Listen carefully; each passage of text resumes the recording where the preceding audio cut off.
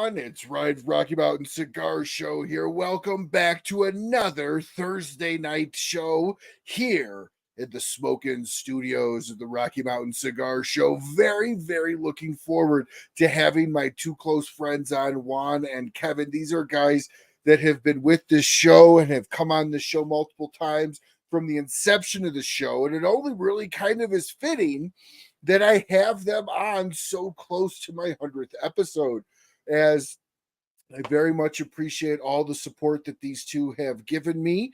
And I will continue to show them all the support in the world as they make and have absolutely fantastic cigars.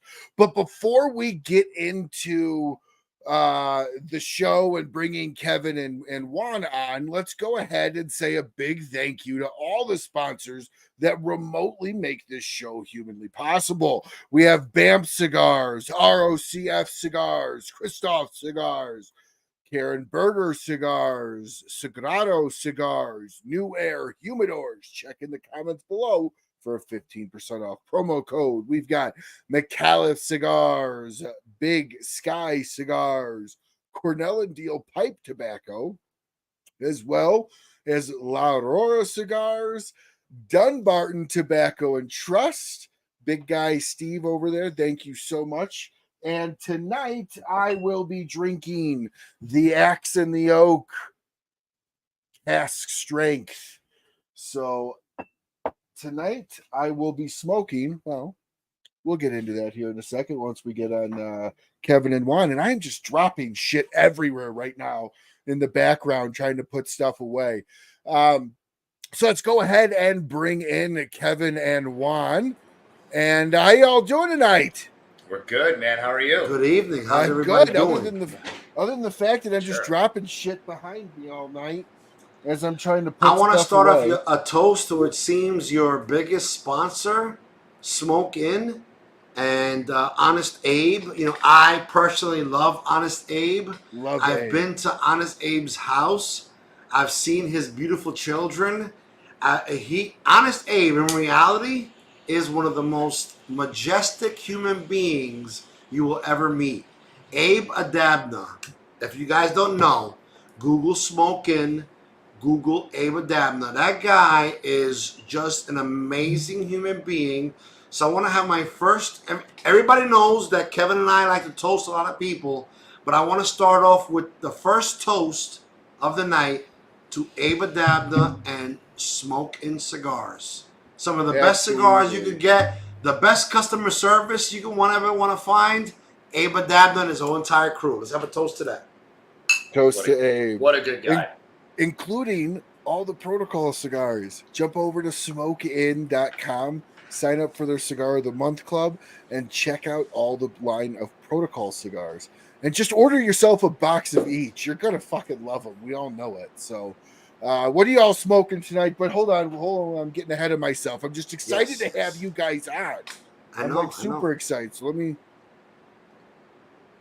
drink my toast. I'm channeling my inner Matt Booth tonight with my hair loose. I don't know if you guys have noticed. I love it. But I want to say this. So Matt Booth might rock a loose haircut like this, but I want to let everybody know, everybody out there, the person that put the idea of Matt Booth growing his hair loose like this and long was me. So Matt Booth's length and girth is all because of me. I want everybody to know. That's a true story. It's a true story. I was there. Matt Booth grew his hair long because of me. Not because he wanted to, because I challenged him to make himself better. So after did we do a toast to Abe Adabna or no? Yeah, we did it? Yes, we toasted. Let's do our second toast to Matt Booth. Everybody that knows out there, he is my man crush in the industry. But I was the one, don't get it twisted or wrong, I was the one that challenged Matt Booth to grow his hair, and that's why he has that beautiful, not as nice as mine, almost as nice as mine, but a toast to Matt Booth's locks of love. Cheers. Well, I tell you what, let's go ahead and jump into the first segment of the night, because I have a feeling we're going to be toasting all throughout the night. And we're definitely going to get into the fact that your hair is down, because that is a rare thing on a show Yes. If it's ever even happened. But before we do that, this might be the first show ever that my hair has been loose.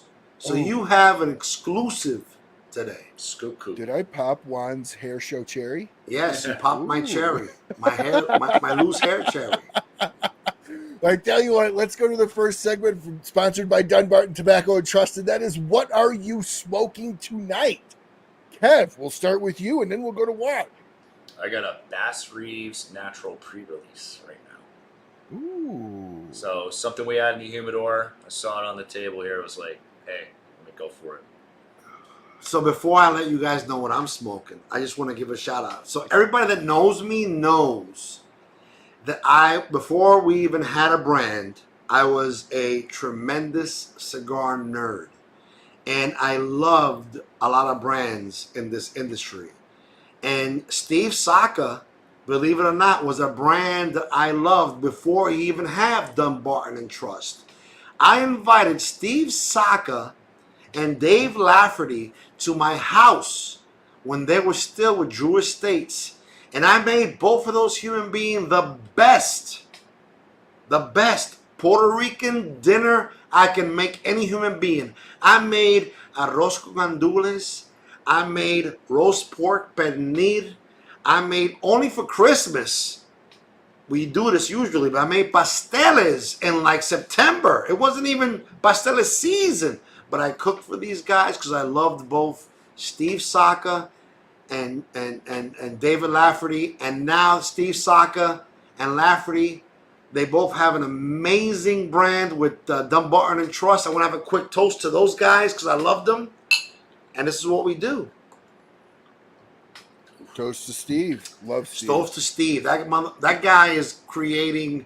2022 was an incredible year for Steve. I think 23 also, but that guy is doing great things. I love Steve deeply because I've loved Steve from. So my thing was when he was with Drew Estates, he was the Batman of Drew Estates. And Nick Molino was the Robin. So when I met both of them, it was like meeting Batman and Robin. But today, each of them have their own brands, their own thing. And big shout out to Steve Saka and Nick Molino because they're doing great things.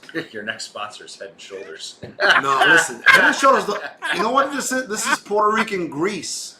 This is from all the lechon that I eat that makes this. Puerto Rican grease is what makes this thing shine. Let's back up.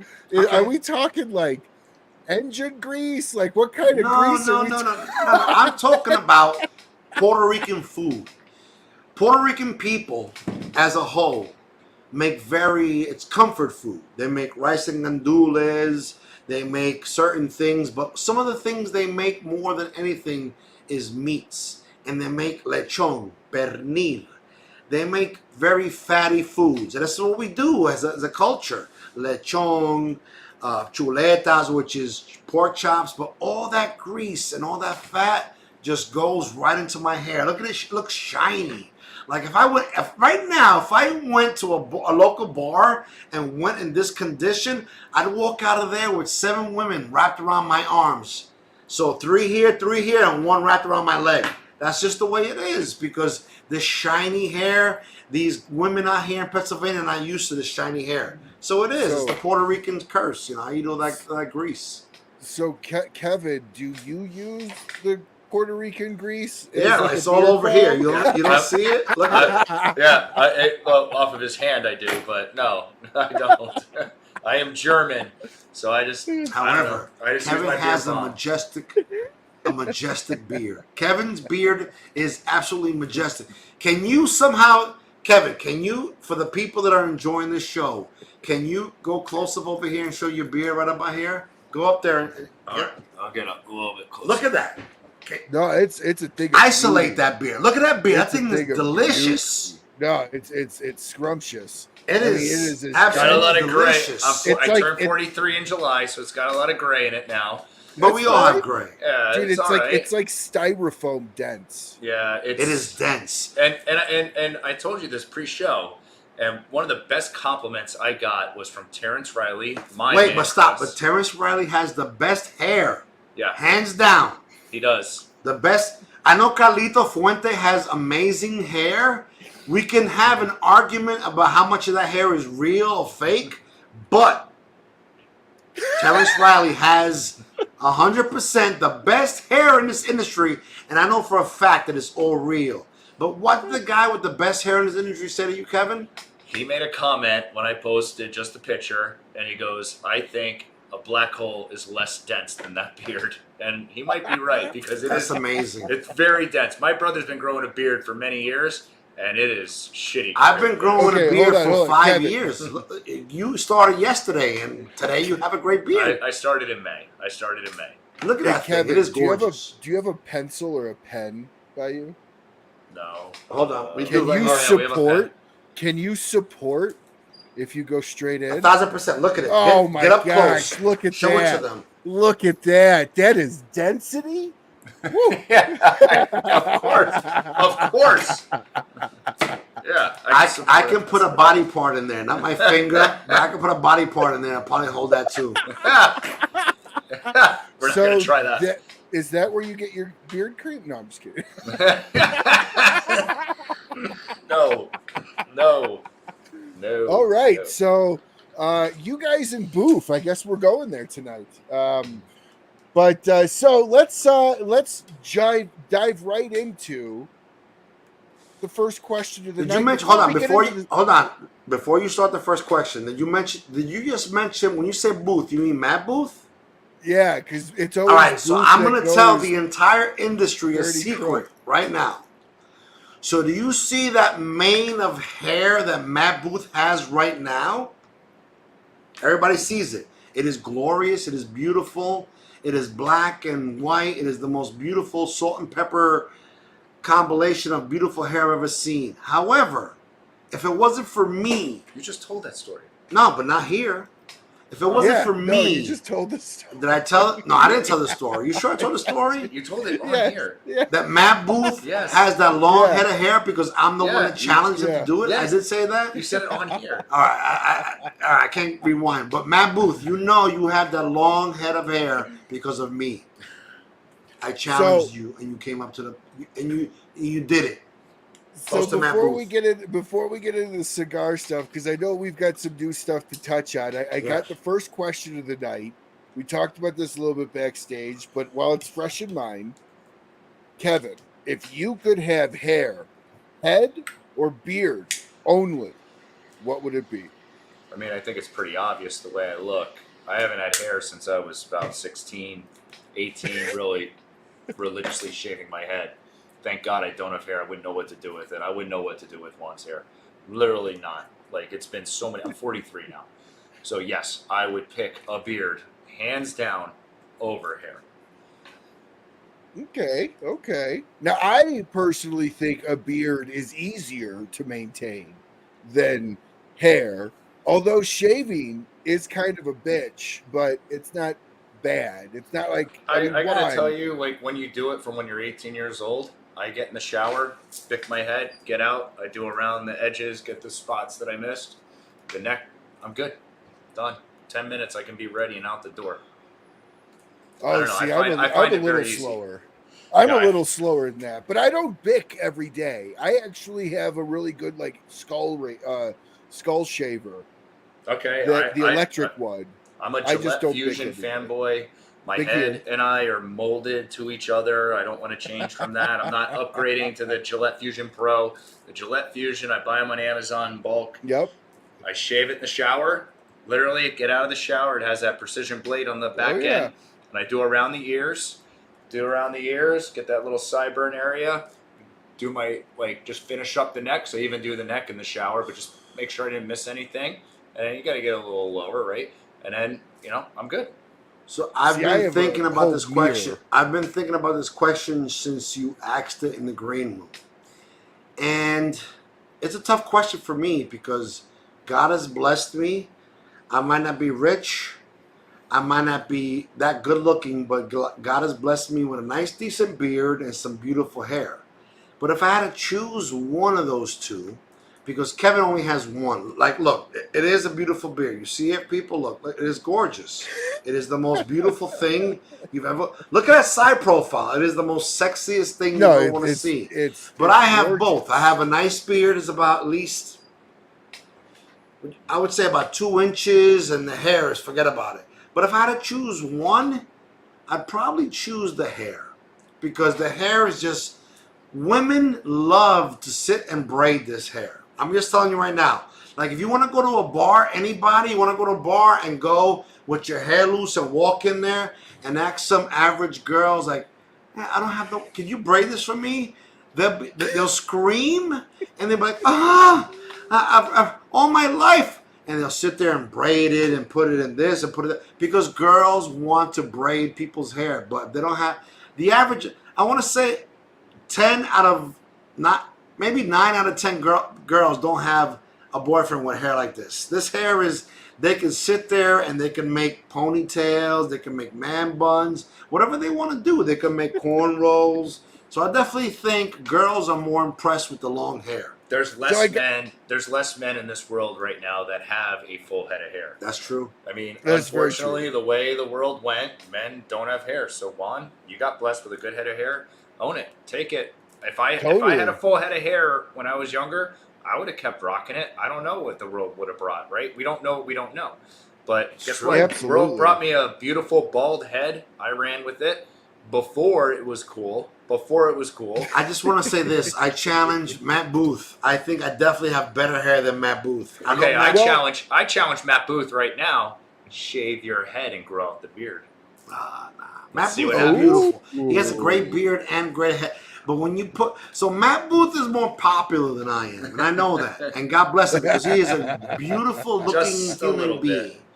But when you take that beautiful looking human being, Matt Booth, and you put my hair is better. The beard, okay, Matt Booth might got me in the beard, but this beautiful lock of hair, it's below my nipples. So both of us, almost, go ahead. All three of us have a beard, right? Yes. So that's the common denominator tonight. Yeah. So Matt Booth, he has a little bit of a beard. No, he's got a little bit. It's not as long as me. It's okay. Matt Booth's beard is between you and I, in the middle. Okay, so let's challenge Terrence Riley to grow a beard. Ooh, I love that idea. Right? Can we have a challenge? I want you to tag Terrence Riley. Yes, somebody out in the comments. Somebody watching. I want to have Terrence Riley grow his, because Terrence Riley. I don't think he can. So wait, Terrence Riley. He's got a very baby face. He gets haircuts every week. We all know that but with that said, Terrence Riley has a beautiful head of hair. It is one of the most majestic haircuts in this industry. If you're talking about haircuts alone, Terrence Riley would win. Hands down, in my opinion. But when you put together the hair and the beard, Terrence Riley has no facial hair. Like, he looks like a 14-year-old beautiful boy that you want to just lather down with baby oil, right? Because Terrence Riley is that guy. Said no one ever. I said it. Oh, and I thought it. It doesn't matter what people think. I thought it. It doesn't make me a weirdo, but I would love to rub Terrence Riley down with baby oil all over his body. Let's challenge midsection. November's coming up. It's No Shave November. I think Terrence Riley should try to grow a beard. No Shave November. Can you imagine Terrence Riley with a beard and that hair? He does a hair where even if there was a hurricane and the hurricane blew through Terrence Riley's hair, the way Mother Nature left it, he would have the best hair in this industry. It would be this beautiful thing. It would look like something like this, but with just gorgeousness. Terrence Riley has an amazing head of hair. But let him grow some beard, some facial hair.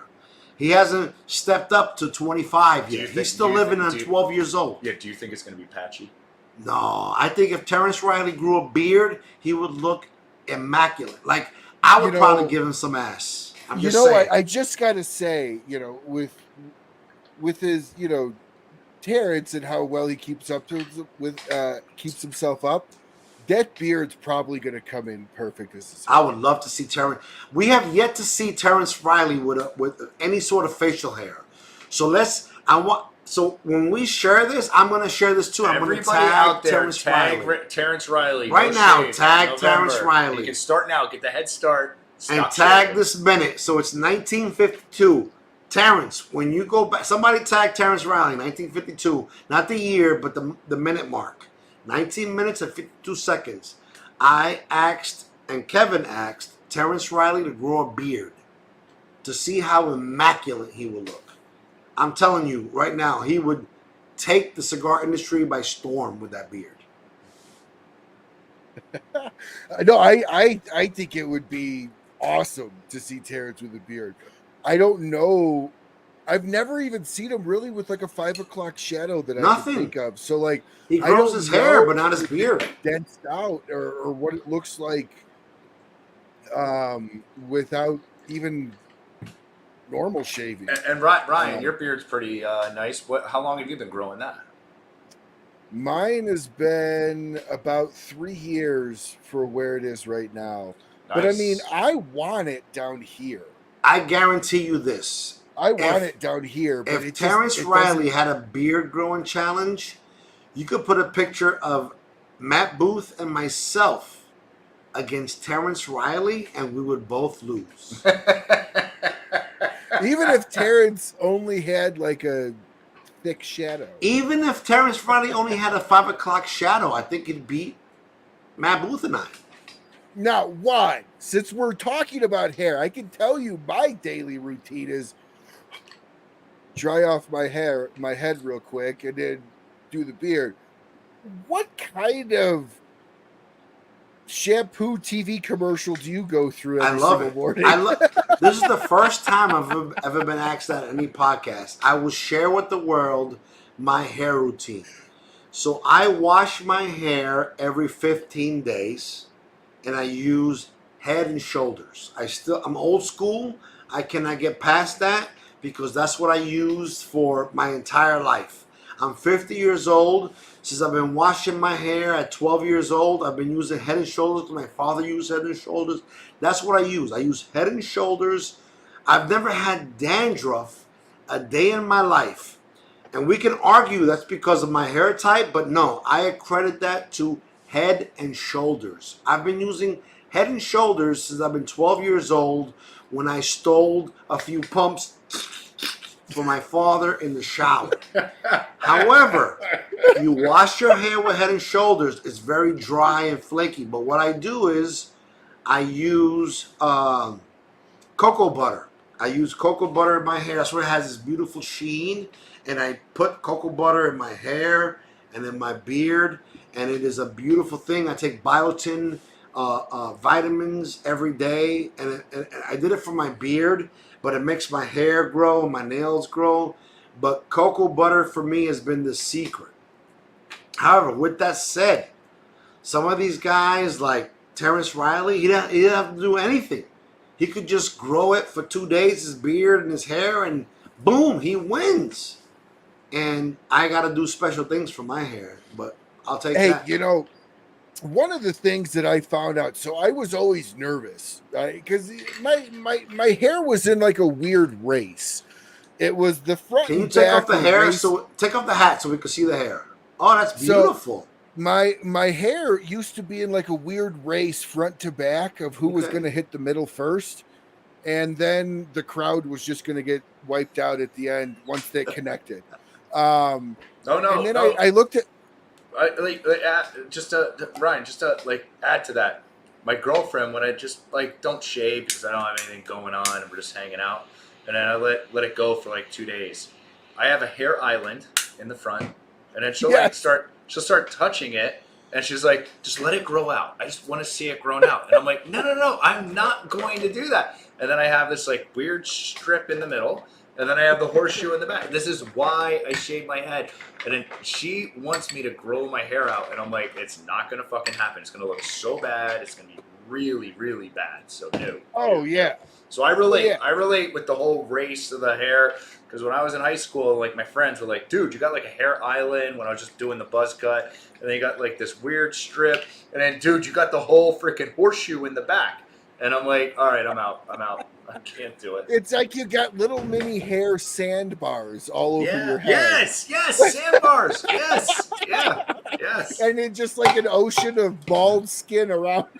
Yes, it's horrible, and I'm not like, come on, we're past the days of. I watch old vintage like computer shows from like the 80s and 90s about like technology, and you see these guys, they're all on there, and they got the massive comb over going. It's like, oh, guys, if we could have told you back then. Speaking of massive comb overs. Sorry. Speaking of massive comb overs. Regardless of what God gave me here and regardless of what God gave Matt Booth, I want to say the best hair in this industry, hands down. And I almost feel like insulted and like I feel like You said that was Terrence. But No.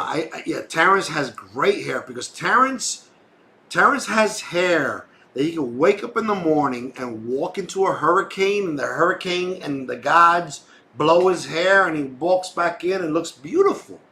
But the best person that has hair in this industry is Carlito Jr. Carlito Fuente Jr. has the best hair in this industry. It is the most immaculate thing. I don't know if it's real or if it's fake, but that thing he's got on his head, it is the most amazing thing you ever want to see. Carlito. I want to have a toast to Carlito and the immaculate hair. Toast to Carlito. So I'm going to show you what I was originally going for when I grew out my beard. Let's see if I can find this picture here. Get it to load. You wanted to look like a Viking? No. This is it's an old here. I'll just do it like this. Jason Momoa. So here. Yeah, Jason. My head on Jason Momoa's body would be untouchable.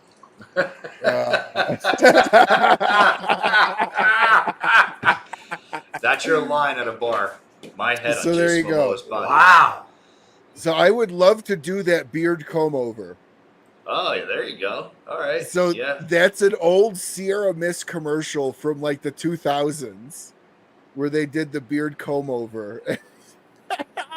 That's originally what I was growing my beard for. I had high aspirations of doing that. I'm not saying if my beard gets that long, I wouldn't do that as a joke. So, all right.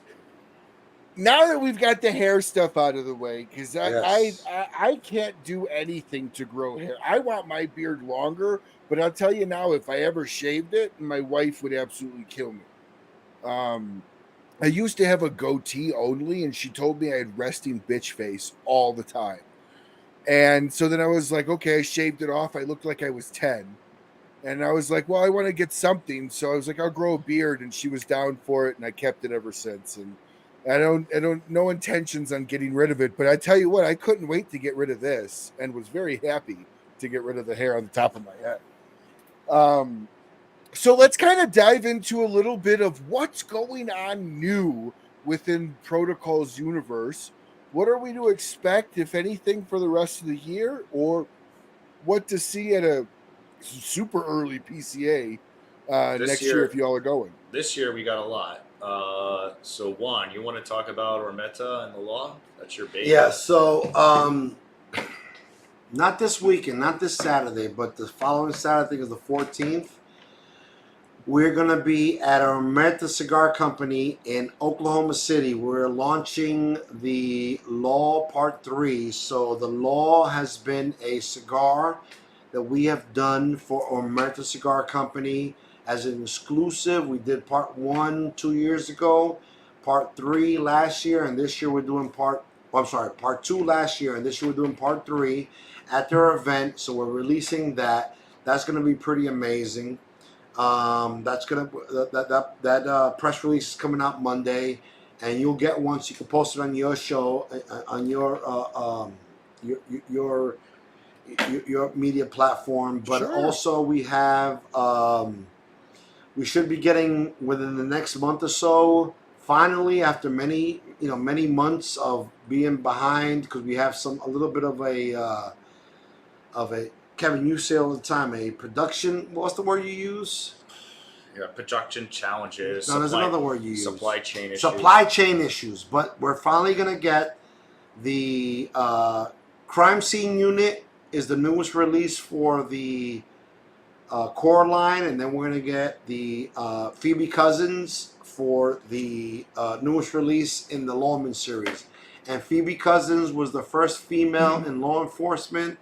She was the first female lawyer in the United States. So we're going to do a little bit of a showing the diversity of law enforcement as the first female. So that's going to be great and exciting, and that's going to be a great blend. And then the crime scene unit's going to be a Nicaraguan broadleaf wrapper, Nicaragua binder and filler, and a short double Corona we're doing.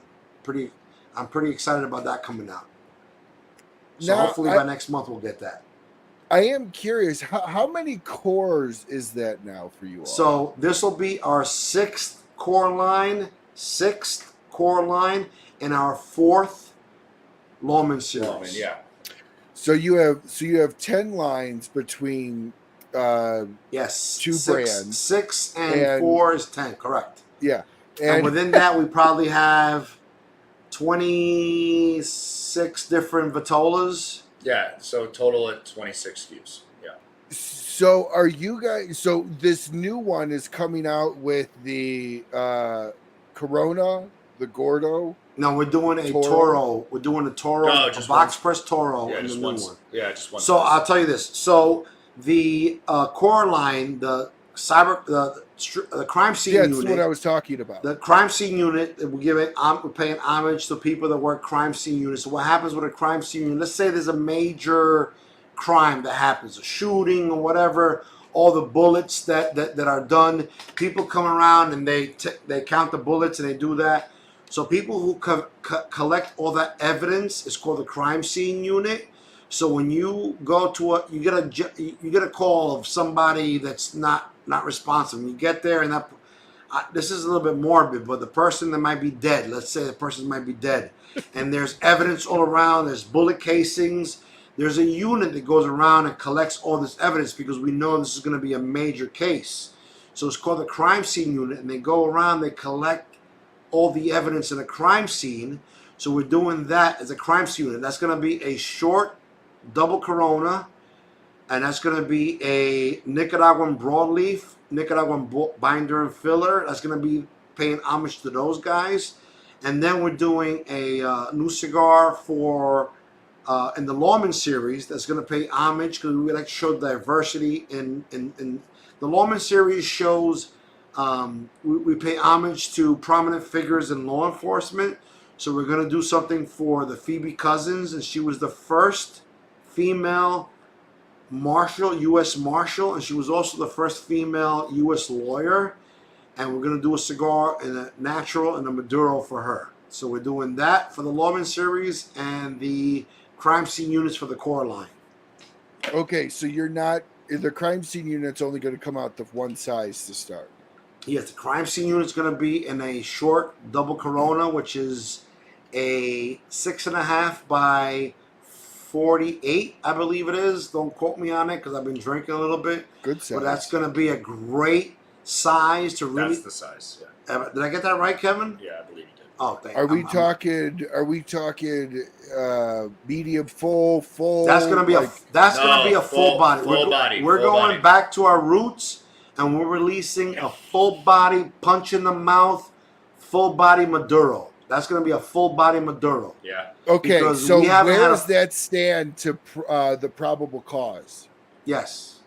Is it stronger? It's gonna be strong. It's gonna be as strong as the blue. So I don't think we've come out with a.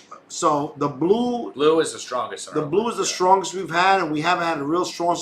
The probable cause is a great Mexican San Andres Maduro wrapper, Nicaragua binder and fill. That's been a great size. It's a great seller. Not our best seller, but because the Themis is our best seller. But for me, being a full body smoker, that's a great Mexican San Andreas Maduro wrapper. It comes in a Churchill size, a Lancero size, and a Corona Gordo size. It's a great cigar, but we're actually going to do something that's a little bit stronger than that, and that's going to be the crime scene unit. It's going to be that Nicaraguan broadleaf Maduro wrapper, Nicaragua binder fill. So it's a Nicaraguan puro. It's going to be a full body cigar going back to our roots, full body, full flavored, robust, beautiful cigar. That's gonna in the core line, and then the Lawman series is gonna be the Phoebe Cousins. We're gonna have a natural and a Maduro. See, I've always felt that the probable cause in the Corona Gordo is the strongest that you guys make, but that's just maybe just my palate. I've always felt that the probable cause was it's a full-bodied cigar. You're not wrong. It is definitely when you break down the blends, the Blue Protocol. The Blue Protocol is the strongest cigar we make because that is a Ecuadorian Habano Oscuro wrapper, a Nicaraguan Habano binder, and a quadruple Ligero filler from Esteli and Jalapa. That is a full body cigar, yes. That is the fullest body cigar we make. That's my but favorite the probable cause is also full body, but the crime scene unit's going to be fuller than the probable cause. So let's dig into a little bit. We had talked about before the show a little bit of kind of how your end of your career and with law enforcement, and I wanted you to kind of share a little bit around why these law enforcement themes just mean so much to you, and what was it like for you to. What happened at the end of your career? How did you transition out? That's a beautiful question. So, when we came out with this brand in 2015, it was myself and Bill Lives. He is now a captain of a small department in Jersey. I worked for the Port Authority. I was only a cop, but we were very much cigar nerds. We were very much available on cigar media. We did a lot of cigar media, and then our partner at the time, Bill Agatis, asked us to come out with a brand. So we came out with a brand, and then we spent an entire weekend trying to figure out how we're gonna brand this. We thought ideas of Fat Bastardos and just so many names, and every time we ran a name within a database, it was taken. You know, we had so many things. We were originally going to do like a cartoon picture of him and I on the bands. And then eventually we were at my house and we said, all right, listen, why don't we look internally and then come out with a police brand? And we looked and nobody was really doing police themes at that time. So we came out with police themes. So that opened up because nobody was doing it. So we did the protocol because protocol is every cop follows protocol, but nobody was doing protocol cigars. And we did that, and that came out, and it was, full body cigar. It was great. But as we started growing, we said, all right, let's do everything. This entire company grew organically. All the names came out. We didn't think about this years before. It was more of on the fly type of thing. It was like, all right, let's come out with police brands, police themes, police terminology. We came out with the Blue Protocol. Every cop follows protocol. The next one was the red, probable cause. Probable cause is the backbone of police. It's the minimal amount of justification. Legal justification of police has to do anything. Official misconduct, the Themis. And as we started to grow, we started to do these names. And as we started to grow, the police theme just stuck. So we did everything police-oriented, police-themed, because it was a police-oriented, police-run, police-themed cigar, and we did very well with that. So all these things continue to grow because one of the hardest things, any of you guys can grab $20,000, $30,000 and come out with your own brand. But the thing is the name. You wouldn't believe how many names you come out with, but people already has those names trademarked. Yeah. And for whatever reason, we were blessed enough that nobody was really trademarking police names. So every time we came out with a police theme, a police name, nobody came out with them, including the stuff we did with Cigar Dojo. We did the K9 cigar with Cigar Dojo. We did the nightstick. Even though the nightstick, somebody had that. I'm joking. We had the nightstick. We had the taser. We had the 10-year. We're working on the fifth project. The taser was amazing. Yeah, we're working with that with Eric Tornsman's son from the Cigar Dojo. We're working on that to be. Hold on, another taser? No, not another taser. We're gonna come up with another name, but this other name would be the fifth collaboration that he's done with any of the companies. So right now, where we stand, we've done 4 collaborations with Cigar Dojo. That's the most they've ever done with any other company. So when we come out with the 5th, we're going to be with the most. And again, it's a 5th one. I'm trying to push him to do the pepper spray. I love the pepper spray because that's awesome. Don't say that. He doesn't want to do it. That's the problem. I gotta convince Eric That's to do a pepper great spray. name. You know, if he sees this, he's gonna fucking. I don't care if he sees it or not, but he is dead against pepper spray. Why, I don't know, but we've been thinking about things that are on police gun belts. So we have a taser is on the gun belt, the nightstick's on the gun belt, the K9 is another thing that cops use.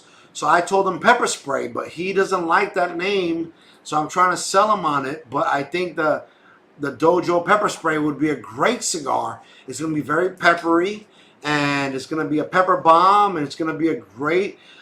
This is what I want to do. I want to do a 5x58, a very short, stout. You're not supposed to talk about this with stuff. A pigtail to make it look like a pepper spray bottle. You're not supposed to talk about this It stuff. doesn't All right, matter because he said no already, but it doesn't matter. This anymore.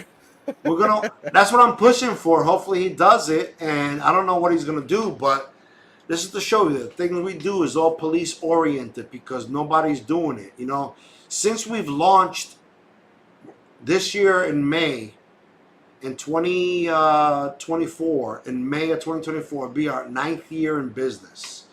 And in those 9 years, you know, when we first launched it 9 years ago, there was no police brands. But since we've launched, there's been David Blanco has done a police brand. CAO has done a police brand. There's another one. Tom Werther does one. It's called Line of Duty Cigars. But we were the first police brand that launched this idea and it took off. And I'm very proud. Listen, do I love that people doing it? Yeah, I'm loving the people doing it. But we were the first that did it 9 years ago. And now other people are doing it. It's great, but we were the originators of that. Because Bill and I looked internally and said, all right, let's not do Fat Bastardo. Let's do police themes. So we did the Protocol, Probable Cause, the Themis, Official Misconduct, Cyber Crimes for Kevin, and then we did the Lawman series. Before that, we did Sir Robert Peel. Yeah. Before we did that, the Sir Robert Peel, he's considered to be the father of modern day policings. Elliot Ness, the most famous lawman ever in the history of lawmen. Then Bass Reeves, the first black in law enforcement. Now we're doing the Phoebe Cousins, the first female. So nobody was doing this when we started. So we got all this great, names that we can do, and we're doing it. Nobody's doing it yet. So it's great, and we're continuing to grow, and this is what we're doing. Well, Juan or Kevin, but I'm gonna ask Juan because he actually touched himself with a taser. We all saw the video.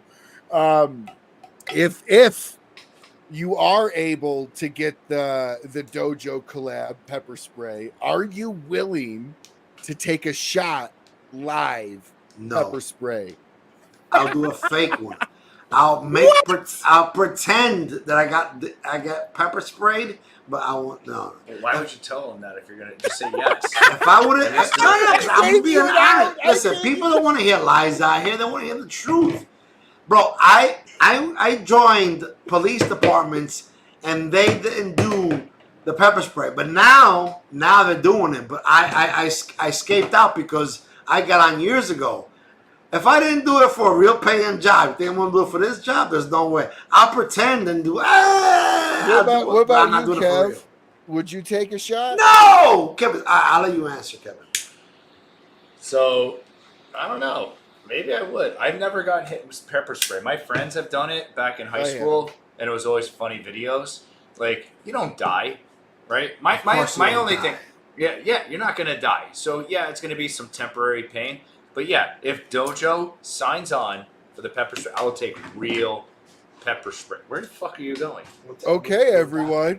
Oh, he's so going there to the you bathroom. go. You heard it here. If No, Ryan, I will do it. Yeah, if they do it, I will take a real not fake, not fake. I don't do that. I will take a real pepper spray shot. I don't care, because I'm not gonna die. No one dies from pepper spray. So no, I've accidentally touched it off before in a car, and it sucks. I work out every week, and the worst day is leg day, because you know the next 3 days are going to be the worst, right? If anybody does leg day, and if you're doing it right, it is going to be the worst. You can't sit to take a, you know what? You can't move. I'm like complaining. Everybody around my life knows, oh, he must have did leg day. Yeah, you know. So guess what? If that pain goes away, but you get better for it, guess what? I will do it. I will, hands down, on camera, on video. Yes, I would. All right, everybody. If you're watching this, get put a little. It's out now. Juan's already spilled the beans. I know, which that's insane, Eric. I'm gonna have probably an email tomorrow or a text message, but okay. So everyone tag Eric Jordan and let's make this happen. And would you try to release that through Smokin'? I don't know. Like we'd have to talk to, like, typically with Dojo we do Famous, because Famous is in our backyard.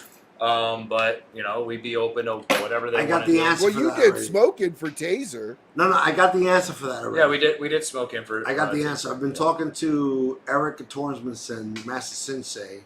Eric Tormson. I can never say that. I'm never ever gonna say Eric Tornsmanson's name right, because in my mind I already said I can't say it. So Eric Jordan, Master Sensei. I already spoke to Master Sensei. When we do this next one, it's going to be with Atlantic Cigars. He already told me. That's what we're doing. All right. Well, then that means at the release, you guys have to go outside the parking lot. No. I'm going to tell you right now. How about this? You're going to love this. For the release, we're going to do it in Colorado at Eric's base. So you'll be there. But the online portion is going to be with Atlantic Cigars.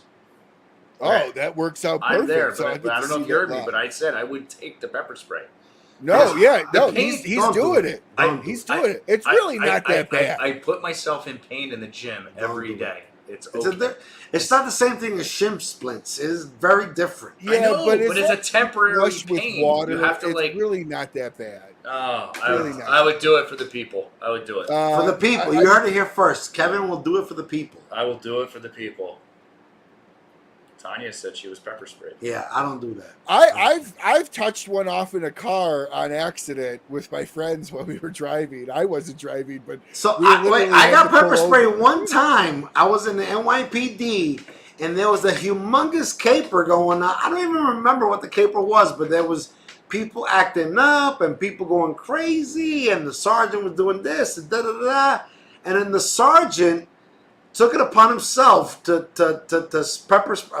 It was his call. He pepper sprayed one of the people, but when he did that, the wind was blowing, so I got pepper sprayed. My partner got pepper. We're all coughing, and the guy got arrested, because once you pepper spray somebody, you got to arrest them, right? And this guy fucking pepper sprayed everybody. And he pepper sprayed the perp, but then the wind was blowing. I got pepper sprayed. That's the closest thing I ever want.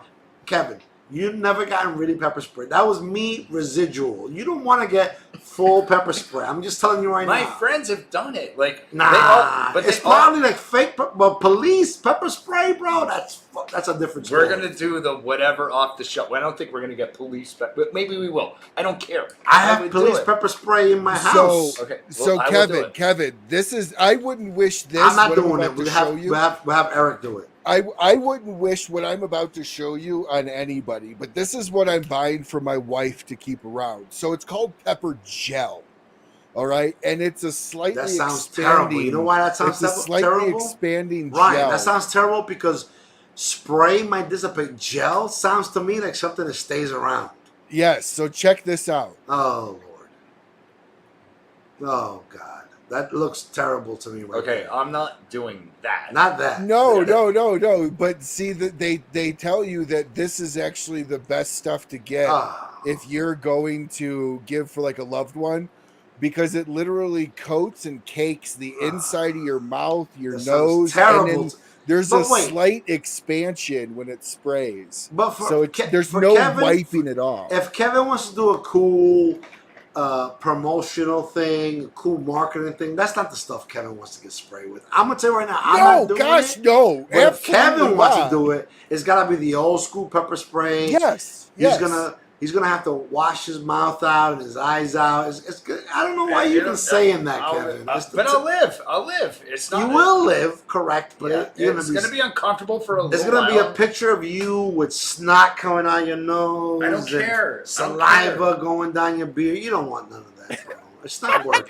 It is worth it. Hey, you know what? You know why it's worth it though? Because everybody watching that show, the second Kevin actually takes the shot, is going to go whip their credit card out and buy a bundle. And that is why stuff like that works. I'm going to show him a man I can take it. Like I'll take it like a man. And I'm going to cry like a baby and I'll fucking be a mess.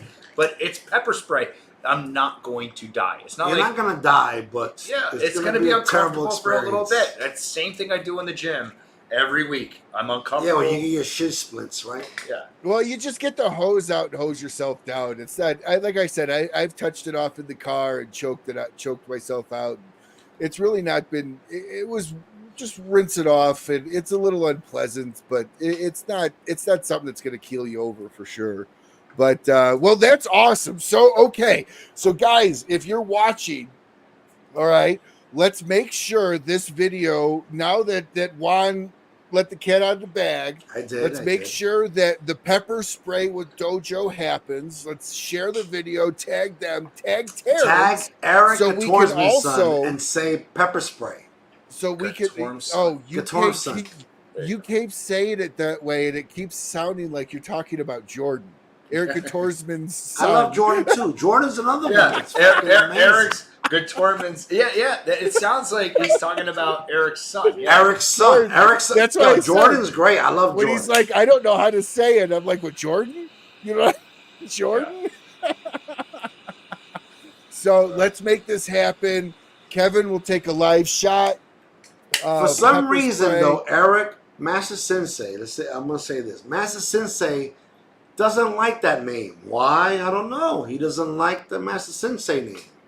I mean, the Master Sensei. He doesn't like pepper spray, but I think it would be great because we would do the cigar to be peppery, so people would expect it to be peppery, which is I think it's a great name. I think pepper spray is I love it. I think pepper and nobody's ever used it, so it's open. Yeah. That's the easiest part. I think pepper spray is a great name. And somebody out here tag Master Sensei and tell him that pepper spray would be a great name for a Protocol Dojo collaboration. Let's make this happen, guys. Let's start this up. Tag Terrence, tag Eric. We gotta get Terrence to grow a beard. We gotta get Eric to do Terrence pepper needs spray. to grow a beard. I'm gonna message Terrence after this and tell him, like, dude. I messaged Terrence while you guys were talking. I said, Juan said on the show he wanted to rub you down with baby oil, and he sent the Homer Simpson sliding into the bush.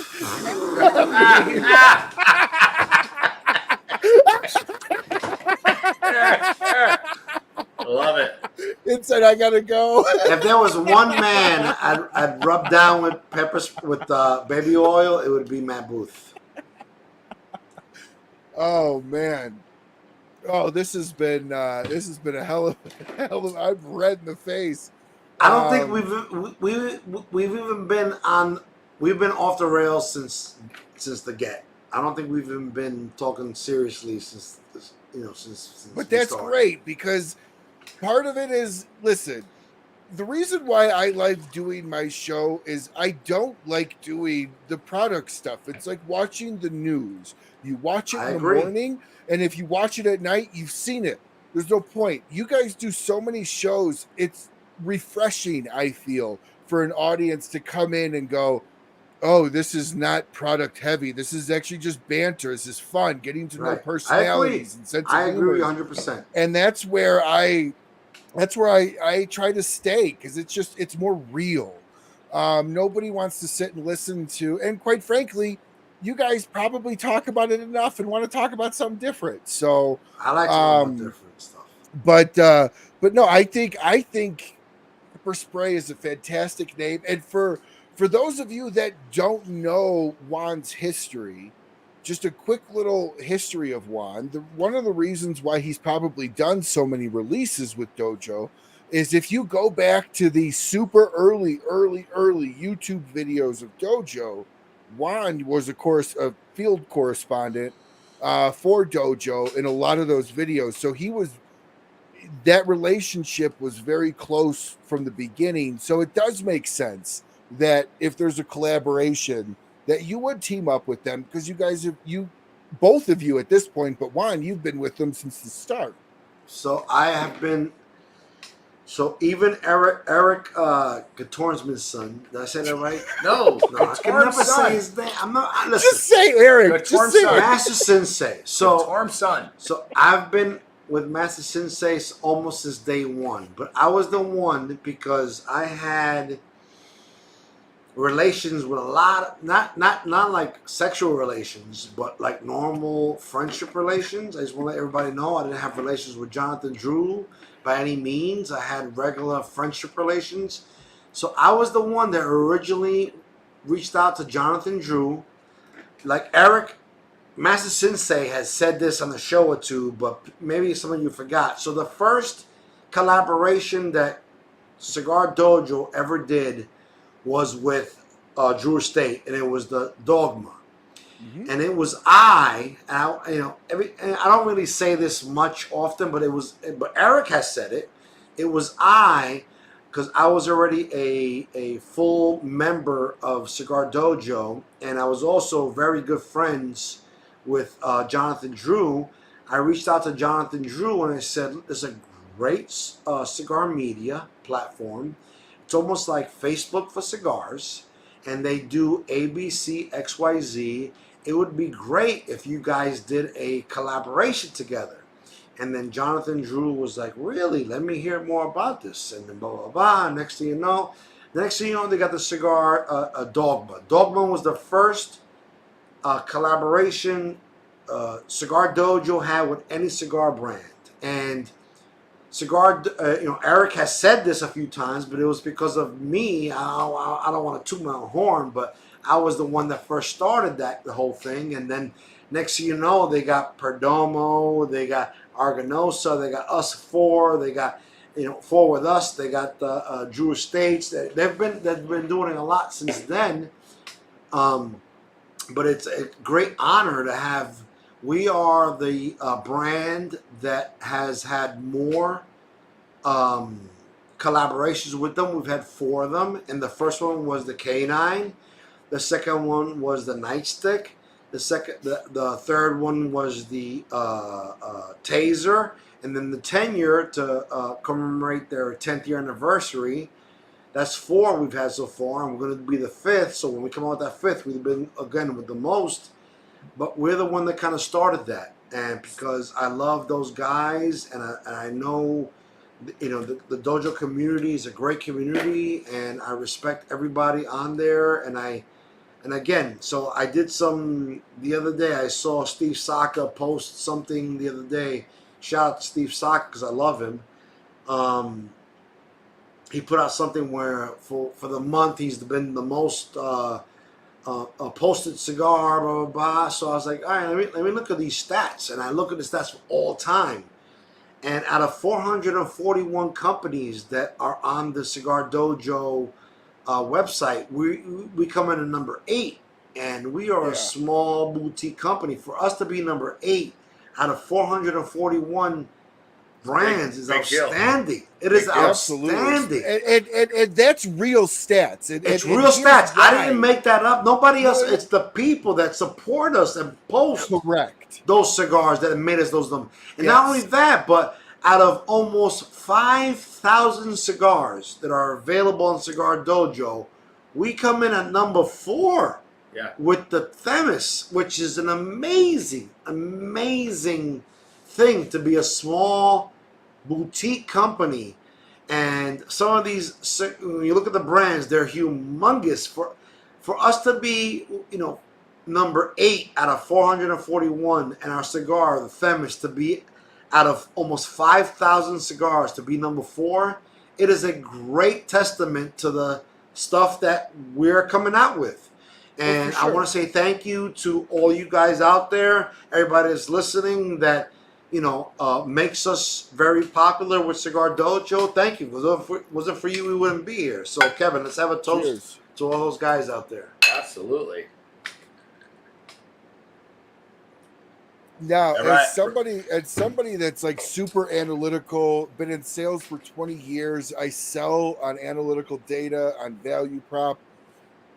I have to just say, the Dojo stats should, in my opinion, hold more water than any top 20 list.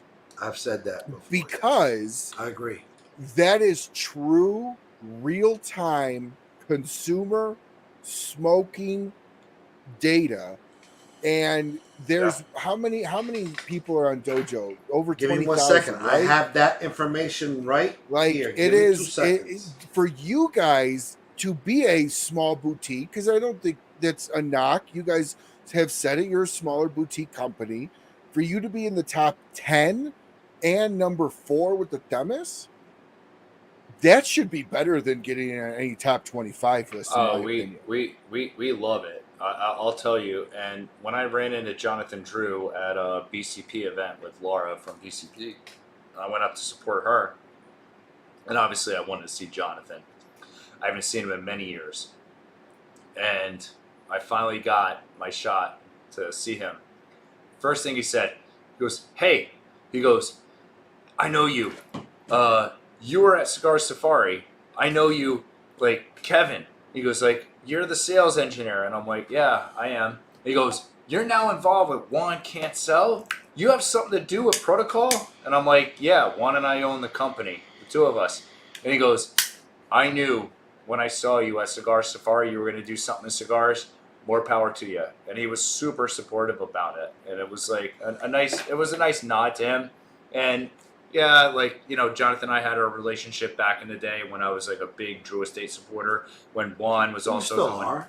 No, I absolutely am. Yeah, of course you are. But it was a different supporter. And then now I'm in the cigar industry, and for him to recognize that, he was like, "Wait, you have something to do with Juan and like that protocol company?" And he's like, "I kind of follow a little bit." And I'm like, "Jonathan, you still got your finger on the pulse, but yeah, Juan and I own the company, and we're doing some big things." And he's like, "I knew you were going to do something back in the day. I knew you were going to do something good for you." And he was happy about it.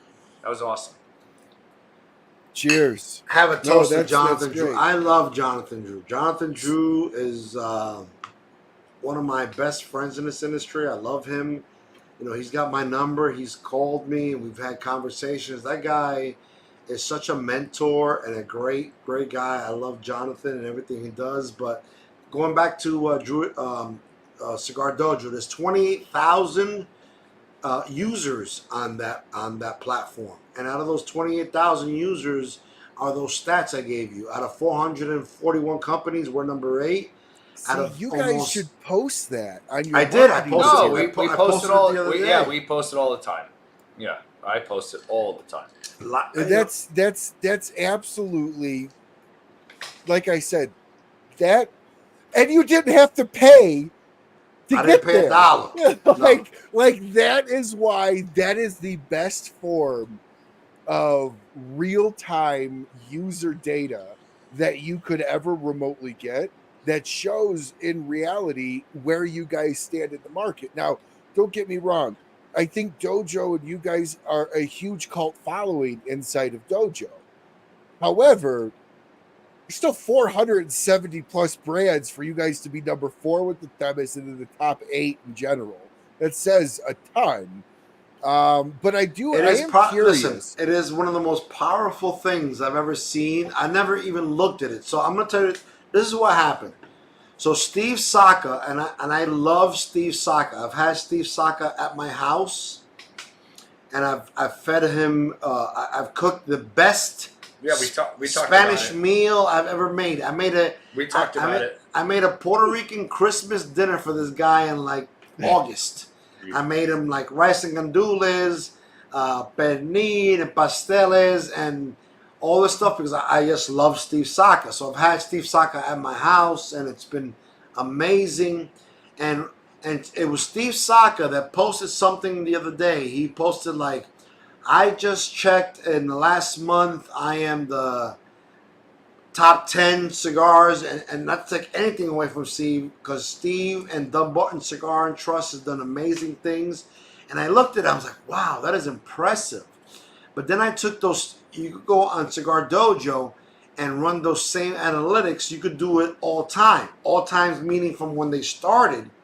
And I looked, I was like, let me see this all time stuff. When I did the all time from when they started to right now, Cuba Riqueño, which is the parent company of Protocol Cigars, everybody says Cuba Riqueño, but the company, out of 441 companies available on Cigar Dojo, we are number 8, which is amazing.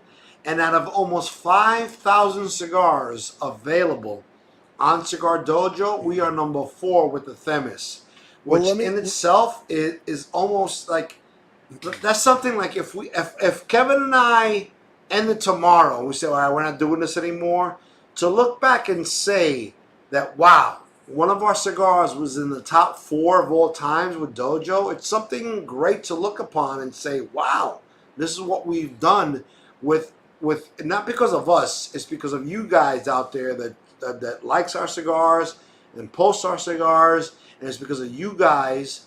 But it's an amazing feat for a very small company to be, I don't want to say this, but there are some great companies that have been around for 30 years that we are above those companies, which is absolutely mind-boggling. Yeah. No, it is. It is. And I'm curious, what was your fastest sellout collaboration? Oh, wow. So anything we've done with Cigar Dojo, Juan can talk to that. Out of all 4 of them up to date, they've all sold out within an hour and a half, 2 hours. They've all sold out. Like anything we've done with them. So the Dojo what was your stuff, biggest Dojo release box-wise? They all sold out under 2 hours, and they've all been 500 bundles a piece. So I would say 2 hours. They all sold out under 2 hours, and they're all 500 bundles. But I would say probably the first one, the Canine, was the quickest seller. It was like 90 minutes. It sold out 500 bundles. That's where we had to worry about people in store. Yeah. So this last one we had, with the 10-year. Not that I want to complain about Famous, because Famous does a great job, but Famous decided they wanted to save bundles for the people in store. Yes, and I remember that. My thing was, I hate to say this, but forget about those guys. Sell the online guys. Sell it out. If they sell out, well, they sell out. And then they wound up holding more bundles. This year, Famous did something where they wanted to hold more. There you go. That's a cigar. Yeah. I am a Protocol fanboy. I have. They wanted to hold more cigars for the people that would be in store, and as of right now, they got 10 boxes left. And in reality, listen, I understand their concern, but to me is sell them out online. Take the money when the money's there. Take the money when the money. I know for a fact they have 10 more bundles available for people online. If you guys, Ryan's, put that cigar back up. Yeah. This is the Protocol 10-year. So this particular cigar was done to commemorate Cigar Dojo's 10-year anniversary. There was only like 2 or 3 companies they asked. I know Perdomo was one of them. Arganosa was one of them. I think maybe we were the last, the third, and we were the smallest company because Arganosa is humongous. Perdomo is a beast, but we were the smallest company that came out with that one, and they sold 500 bundles, but they kept more for the store because they figured, we want to keep more for the people that are there, but the online, the amount they allocated for online sold out within 90 minutes, and they had X amount for the store. So now they didn't sell all the ones for the store, but they have 10 left, and it's available online if you guys wanted it. But what's special about the cigar right there is that it was the first Cigar Dojo collaboration we ever did in a wooden box. All the other collaborations we did were in paper bundles. We did that in a box because Master Sensei wanted to be special. He wanted to do something special in the box. But not only that, but more importantly is I called up AJ Fernandez and I said to him, do you have any 10-year-old tobacco? And AJ told me personally, he goes, of course, I got this much. Not enough to make a whole bunch of cigars, but he had enough of 10-year-old tobacco that if he puts it's kind of like scotch. If you put just a drop of 20-year-old aged scotch in a batch, you can call that 20 years old. The same thing goes with cigars. If you take the majority of it was 2-year-old aged tobacco, but he had a little bit. He couldn't do all the cigar. He goes, I could put some of this 10-year-old tobacco in these 5,000 cigars. The cigar would cost a ridiculous. Right. He says I could put a little bit of this 10-year-old aged tobacco in these cigars, just a little bit. But when you put a little bit in that blend, you can name the entire blend 10-year-old age. But we didn't do that. What we said was this cigar is blended with some 10-year-old tobacco. So there is some 10-year-old tobacco in that blend. In every cigar. In every cigar of that tenure. Yeah. And you could taste it. It tastes different. It tastes punginess. There's a certain punginess that old tobacco has. And there is, it's not all of it is not 10-year-old age, but some of it is. Even if it's a little bit of a leaf, you could still technically call that cigar 10-year-old tobacco. But we didn't do that. Always said that there was some 10-year-old aged tobacco in the blend. And that cigar is absolutely amazing. It is probably the best dojo release we've ever done. I bought 2 boxes of it. It was right when it was released. It was fantastic. During the release party, I bought 2 boxes online. And that was a year ago. So now that 10-year-old tobacco, whatever I'm going to put in, even if it's a little bit, now that's been even... That blend has been sitting on the full entire year. I know. I went to Famous the other day. I was like, they mentioned, oh, Juan, we have a little bit left. How much you got left? Well, we got 10 boxes. I was like, all right, I'm gonna put it out there.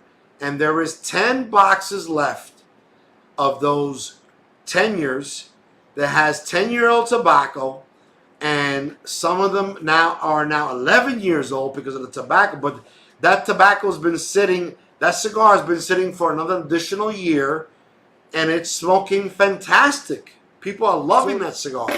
So let me ask you guys this: is the end goal for protocol for one of you guys to learn the blending aspect, or maybe even 10 years from now, 15 years from now, buy a factory? Like, do you see that level inside of the protocol space? Kevin, I'll let you answer a little bit and then I'll finish up.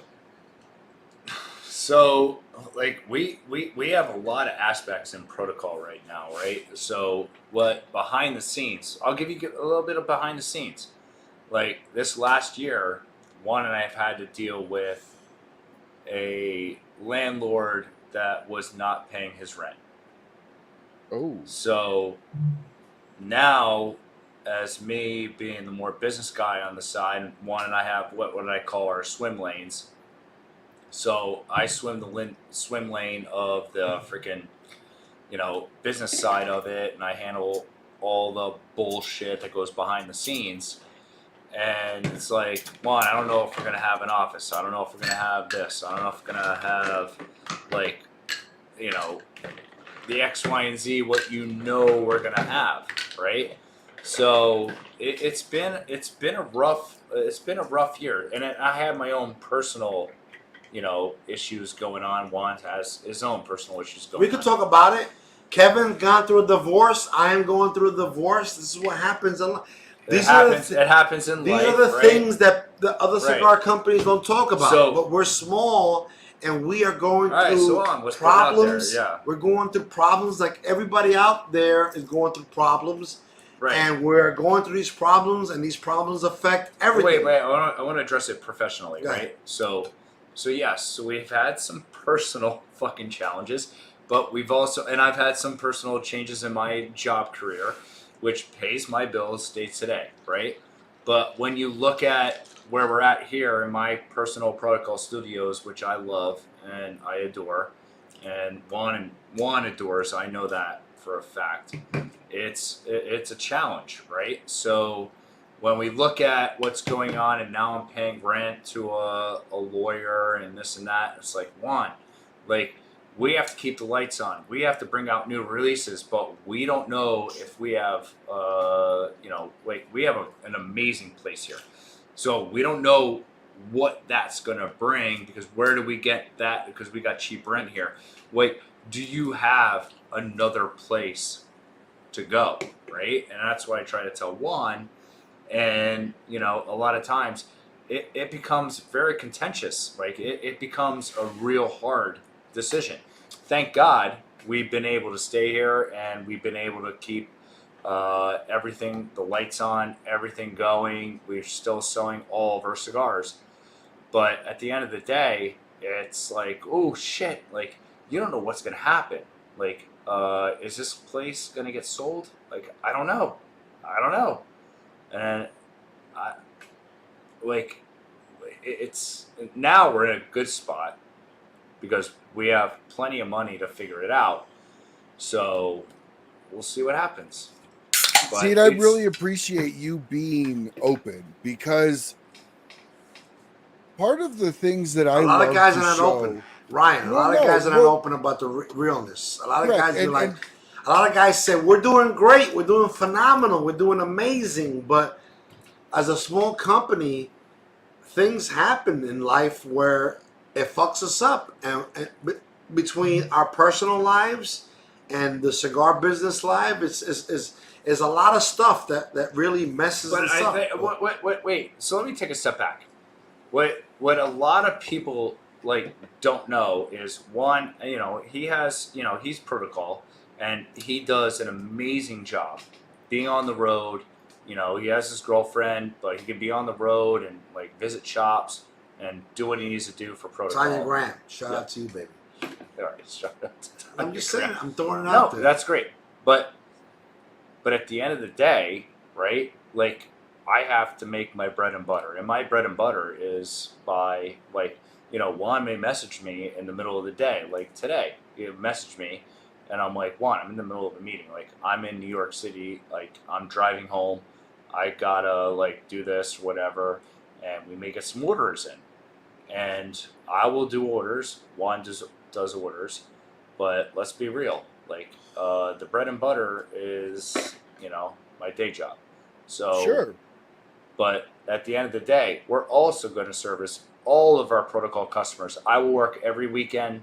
Juan works every weekend. Whatever we need to do, we'll do events. We'll do whatever it takes. But it's a balance, right? So you have to create that balance. Yeah, it's like I started a bacon company. You make bacon? Ryan, you make bacon?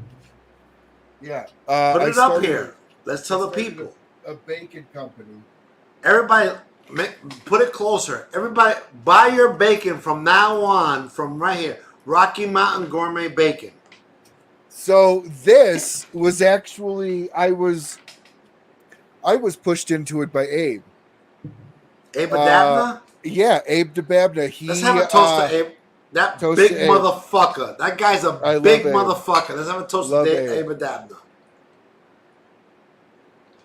Well, this was just a labor of love. It took me 2 years to create my recipe. I started just sending it to just some show sponsors and some family. And then Abe's like, this is the best bacon I've ever had in my life. I got to get more of it, but I want to pay you for it. So he sat me down and we talked for an hour, came up with how to structure payment and everything. But just like you mentioned, Kevin, I'm in a spot now where, we launched in April. We sold out 3 months of product in 3 to 4 weeks of opening our doors. And now we're in a position to where we have to try to go and grab some investment and bring in some additional funds to grow it. But like you, Kevin, I want my bacon company to be full time just as much as you, but it's hard juggling that sometimes because the company that you pays the bills isn't always the most fun. Right. Isn't always where your heart's at. And so it's hard to juggle that. Like there's many times where I'll wake up in the morning and I'm like, I just want to be the bacon guy full time. Like I don't want to go to work anymore. I want to do what I want to do. And how has that struggle, Kevin? Because you do have a very, very full-time cyber job, sales engineer job, which is very frustrating and very stressful. I know I've used sales engineers numerous times in helping my deals. So how is that? Where do you keep that balance? It's a hard thing because I have to always go back to my day job because it's lucrative. That's what pays your bills. That's what pays my bills. Like I will never like say to my day job, I can't do my day job. Like I've told Juan many times, like, sorry, like there may be an event, but I have to be where I need to be. Like I am making a major salary. There's a major commission on the line. There's maybe a sale of a company. That's where I need to be, right?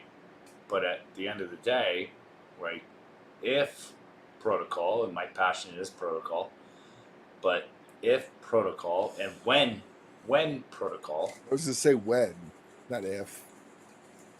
When protocol and we make this happen, it's then I will know. And it may be one of the two, right? It may be a company sale, it may be this, it may be that, it may be a catalyst that happens in life, right? So you never know what happens in life, and you get a big check, you get a big sale of a company, and it's like, all right, now I'm done. But then I can make certain moves, and I have certain ideas on how protocol could be structured and figure it out, but you never know. You never know. Give us a little bit of insight into how the protocol structure was developed and how it sits today. Meaning, pre-Kevin, when you came in, Kevin, what did you come in as your duties within protocol? And because, like you had said, Juan is protocol. And I mean, he's the face. I mean, everyone always sees protocol. it. Everyone always sees it. The old. I've always said Juan is protocol, and I always talk about Juan without that because I have never been in law enforcement, and I always make everybody know when I sell protocol, like doing hand of sales, like Juan is the law enforcement theme part of this. When I came in, I was more about the business development of it. I was more about the book side, back the end, side. Right? How do we get the books done? How do we make this company profitable? How do we grow this company in a certain way? But I was never, ever one of the guys that was, I'm going to be the law enforcement theme face of it. That's not me because I was never in law enforcement. So if anybody asked me about the brand, I would tell them about it. And I said, well, I have my cyber crimes unit. I'm the internet security, guy about it. I'm the internet cop. Yeah. That's why we came out with this beauty right here. Look. Yeah. Cyber crimes. Yeah, that's a fantastic. That's a fantastic. It is an amazing cigar. It is absolutely an amazing cigar. In an amazing size. So the last size we came out with this was the short Churchill that we came out with the probable cause. It's a 6.5 by 48 cigar. It's a short Churchill, but it is a great size. And we did this one right here to kind of commemorate Kevin's involvement in cybercrimes. And it is a great cigar, and I feel proud in my company that we came out with a cigar to pay homage to Kevin and what Kevin does. No, absolutely. I know Kevin is technically not in law enforcement. I'm not. But he works for cybersecurity, which is, it is the backbone of so many law enforcement companies and so many law enforcement what's the word? Not companies, departments that have cyber crimes within their law enforcement themes, because they have these cyber crimes units, and this is why we did it for him. You get a kid that's being cyberbullied, or you get a kid that's There's so many aspects of between people getting their credit cards stolen to kids getting cyberbullied. Kevin is the one that does that, and that's why. While Kevin is not technically a law enforcement officer, but I don't prosecute them or what. I don't works for cyber crimes. I don't prosecute them or anything. I provide what I do on my day job is I provide solutions to like big banks or big independent enterprise industries that can buy our solutions that may protect them from what may happen from a cyber attack. So, in my entire career, that's what I have done. So, that's a huge deal, because, like you said, the cyberbullying. Yeah. But I'm really, really grateful that you guys shared some of the hardships, both personal and business. That truly does mean a lot. I love that you guys feel comfortable to do that on the show. Question around that, though. So one of the things that I love, and Mickey Peg kind of pushed back against me because I kept bringing up how he went through a hard time, and he goes, "Can we talk about something where I did good?" And I said, "We're getting there. It's your perseverance, it's your push through that turned you around, that turned that business around." So as you guys are going through the hardships of personal, which affects business tremendously, it affects your attitude, your mood, everything.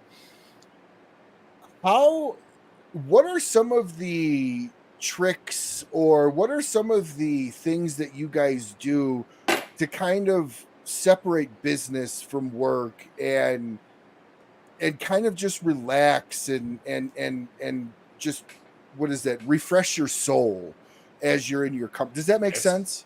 Yeah, I get it exactly. So it's what Juan and I did prior to this show. So I reached out to Juan, and we had a bunch of shit to do. Juan and I do all the orders here, right? If it's not Juan, it's me, and there's certain aspects of the business that we need to freaking take care of. So I messaged Juan, and I go "No, we have this podcast tonight." So I messaged Juan, and I go, "Hey, no, we're meeting up. No, we're gonna do this show tonight." So I go, "Juan, I had a really rough day at my day job. Well, not rough, but I would just say intense. You had a rough day. Yeah, it was intense. No, but it was intense. And it was an intense day. So I messaged Juan, and I go, "Juan, I'm literally going to the sandbar. I'm gonna have a beer. I know we have this shit to do. I know we have all this other shit to do." Juan sent me a laughing emoji, and I wrote back to Juan to go, "Why do you think that is fucking funny?" And he goes, "Because I'm already at the bar you're talking about, and I'm already hanging out with one of our other friends." So I'm like, all right, that already fucking set me off. I was like, oh my God, so good.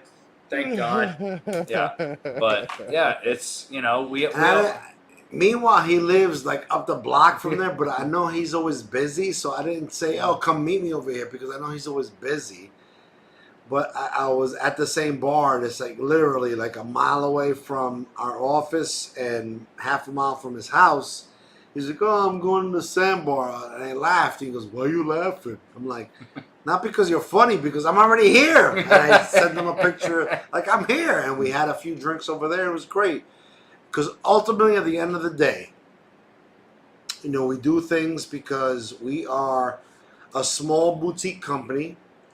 You know, we're not making millions of dollars. We're not selling millions of cigars, but we're selling enough cigars to the people that love us and support us that we still are out here 8 years later.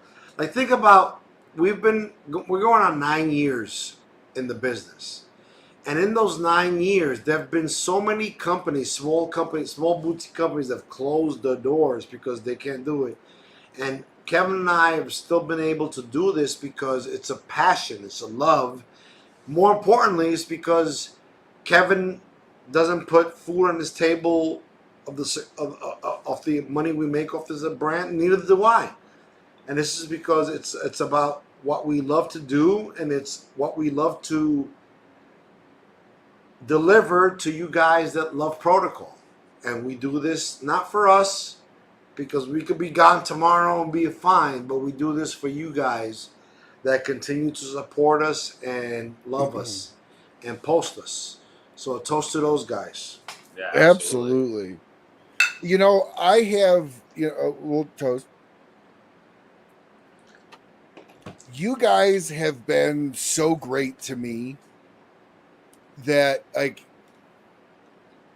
you guys, I long sing your praises. You guys literally have a protocol spot. That's why I'm able to rip out the tenure, and we can go down the road of pretty much all that you guys have.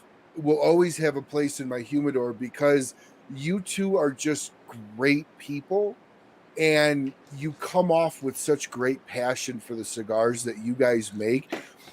But you're also not mean about other cigars. You don't put people down. You don't put brands down. And I love that. And so I personally am.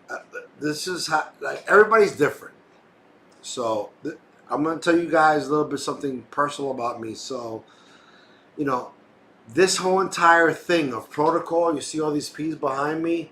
Yes, it started with you guys, but I was very much a cigar nerd. I smoked so many cigar brands back in the day, and I'm a cigar nerd. And to this day, I still post cigars from other manufacturers because I love what they're doing. And all the time I post cigars from other brands. And people tell me, some people tell me, why are you posting those cigars? Because those guys don't post you. But it doesn't matter to me because I am a cigar nerd. And these are the people that I love and respect. And I'll post a cigar from Caldwell, Room 101, Eric Espinosa, Fuente, Aganorsa, Padron, everybody. Because I love these people. And then I live 2 miles from Famous, so when I see them put a post that, hey, Micah Hertlock's gonna be here,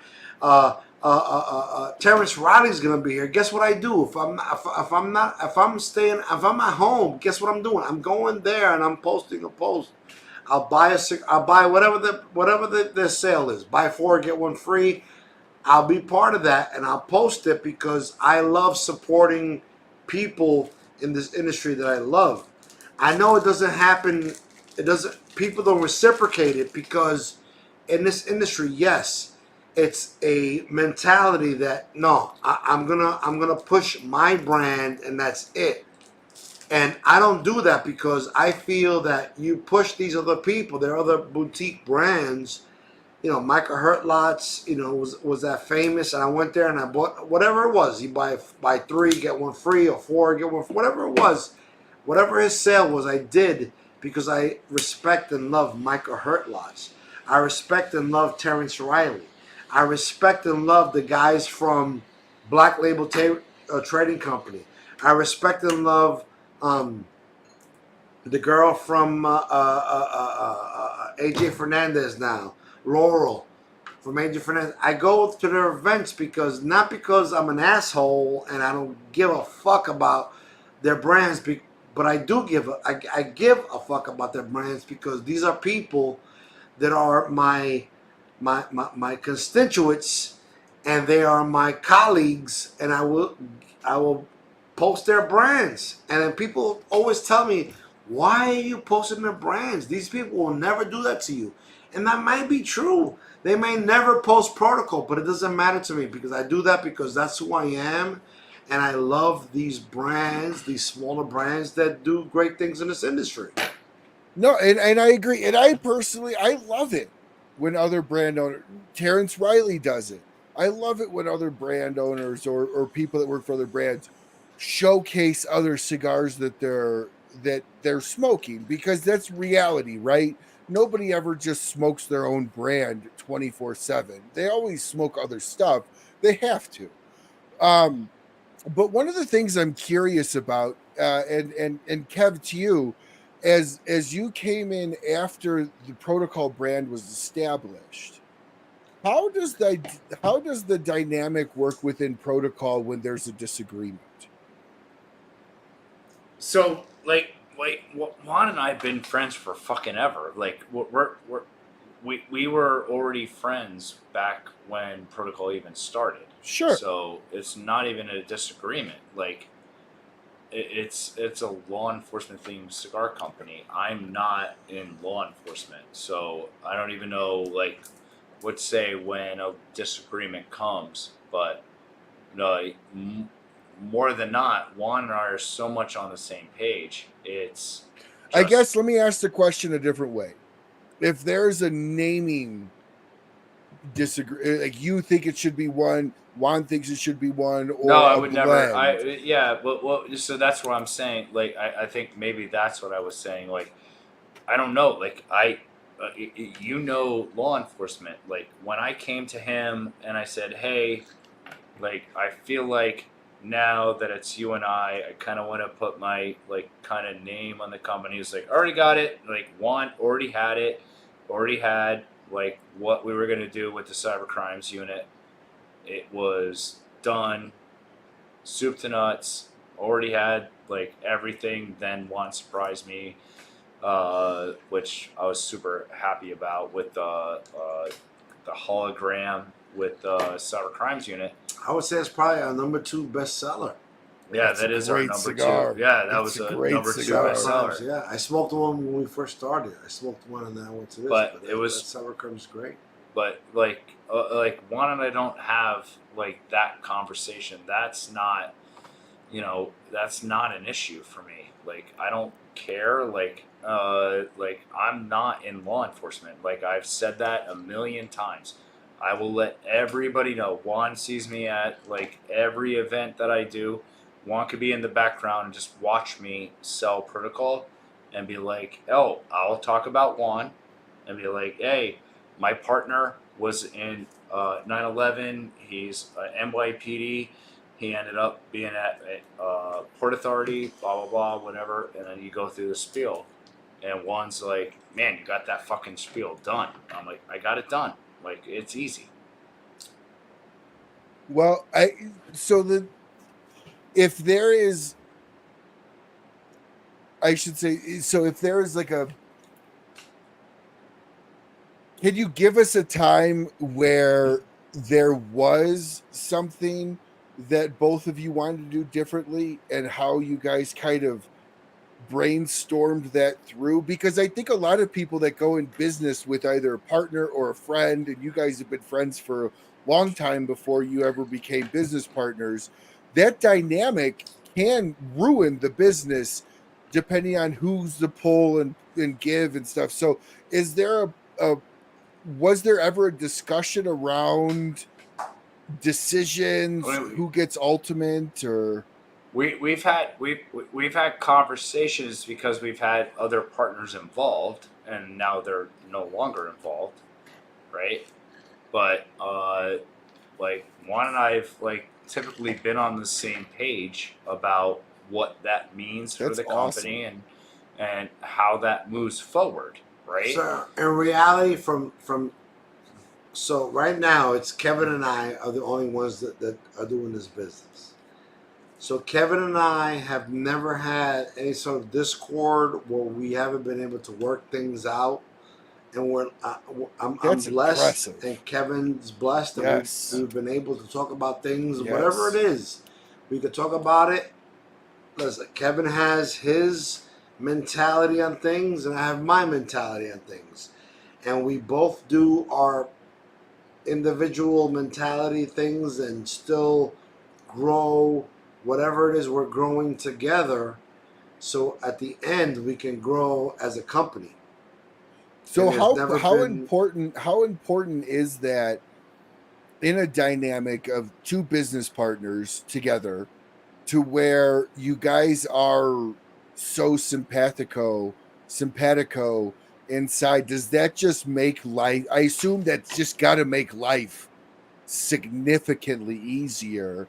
That you guys are very much in tune. No, but Juan and I have like the same end goal, so we're trying to work with protocol with what we have, and Juan. So I don't know if you heard it earlier, but we have our swim lanes, right? Sure. So like it's unfortunate, like sometimes one swim lane doesn't work with mine because I have access to do certain things, right, within the business. So we figure it out, and it's like, okay, well, you want this to happen now, I can pull over on the side of the road, I can make this happen, or does it need to happen right now, or does it not, right? So we just make it work. It's so easy. What's a piece of advice you would give to business partners that are having a hard time either butting heads, or maybe one is trying to cross over swim lanes into another? What advice would you guys give? What I would say to any one of those people right now is you need to sit down, have a hard conversation. What do you want? What are we doing? How are we making this happen? And what is your swim lane, right? So Juan and I know our swim lanes. Like, we know what it is, right? So unfortunately, I do a lot of the shipping, like technical shit behind the scenes, and you gotta figure that out. But Juan can work within like my constraints because I have a day job and he's retired. And if you can't work within that, then you guys need to have a real hard conversation. Ultimately, you have to look at everything as a whole, right? You gotta look at it, and this is for people that are doing. I know a lot of people want to start businesses from a cigar shop to a brand to everything in between, right? So you got to look at your partner, and you got to say, where is your partner good and where are you're good?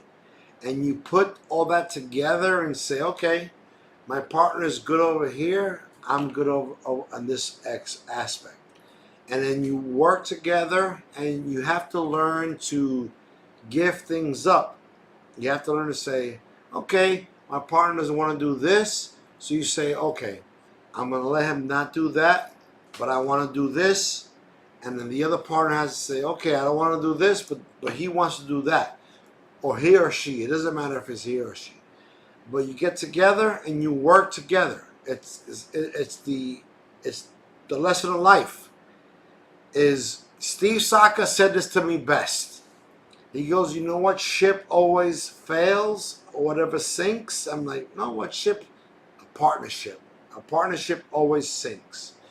But if you have a partnership where both people can work together and say, okay, everything that I come up with might not make sense to him, and everything that he or she comes up with might not always make sense to me. But if you're able to say, okay, this might not make sense to them, might not make sense to me, but we come together and you make things work, you will be at a successful place in life. For whatever it is. Yes. He might not have this might not work for him, this might not work for me, but if you're willing to like let things go and say, okay, I'm gonna be able to let things go, but at some point we can let this go, let that go, but we can put this together. You make it happen. That's what all matters.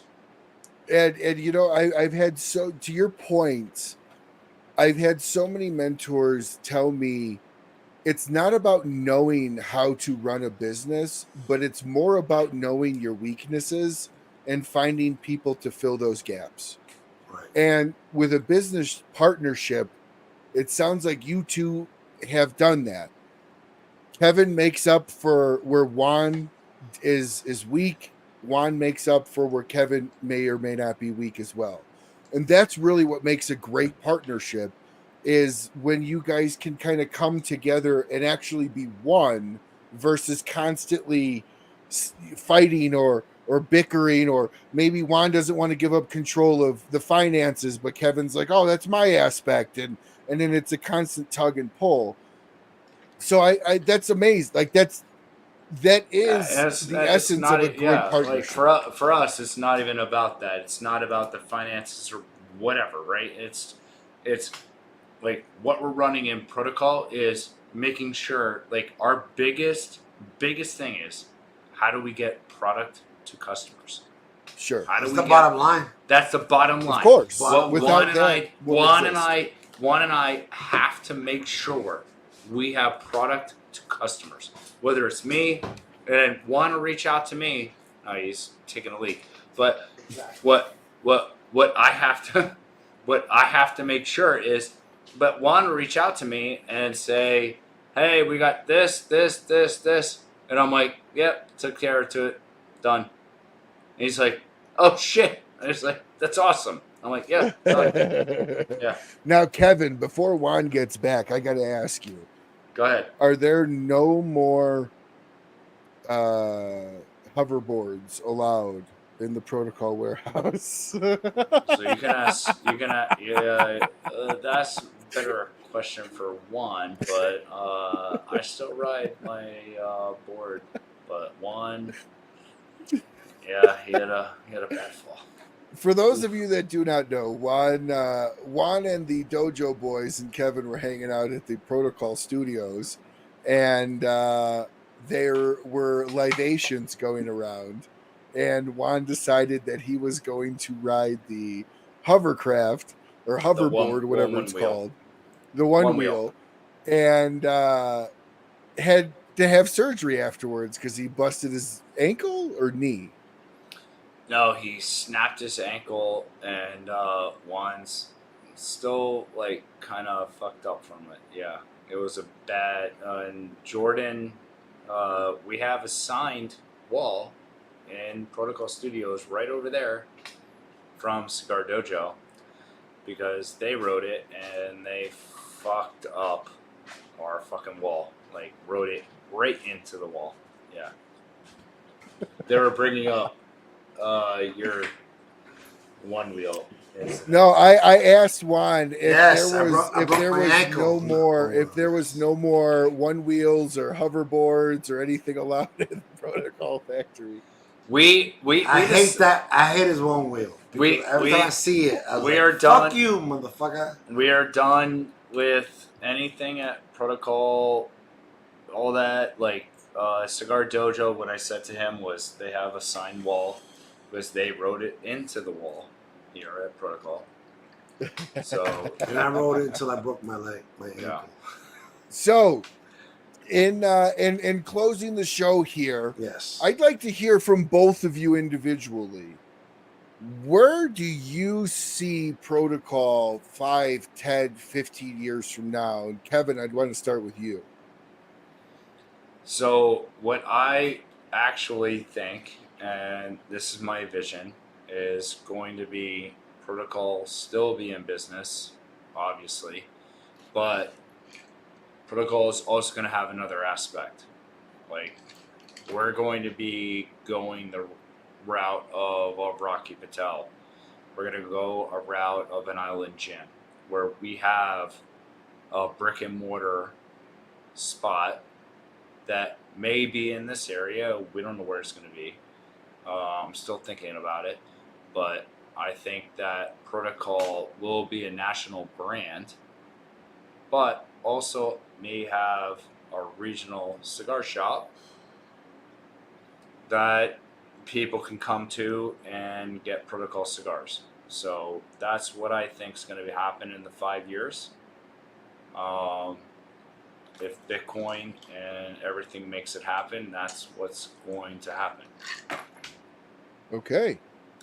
That's big my aspirations. answer to that is in the next 5 years, I would love for Protocol to have its own factory where, while I love making our cigars at La Zona in Esteli, Nicaragua, and making our cigars, some of our cigars with AJ Fernandez at San Latano, I would love in the next 5 years, if everything was perfect and I hit the lotto, I would love to buy my own factory somewhere in, I would do it in Esteli, Nicaragua also, but do our own factory where we were able to make our stuff ourselves.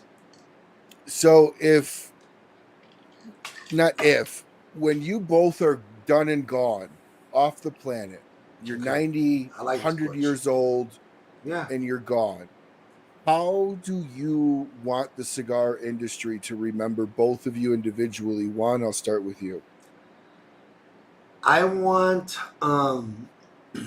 so 20 years from now, when the company is no longer around, but there may be Protocol cigars still in the market. No. I mean, when your Protocol's around, it's a huge national brand. Okay. But you're gone. All right, I'm gone, but Protocol's around. This is what I want, because I'm a cop by nature and by heart. I want a cop that smokes Protocol cigar, and his local department.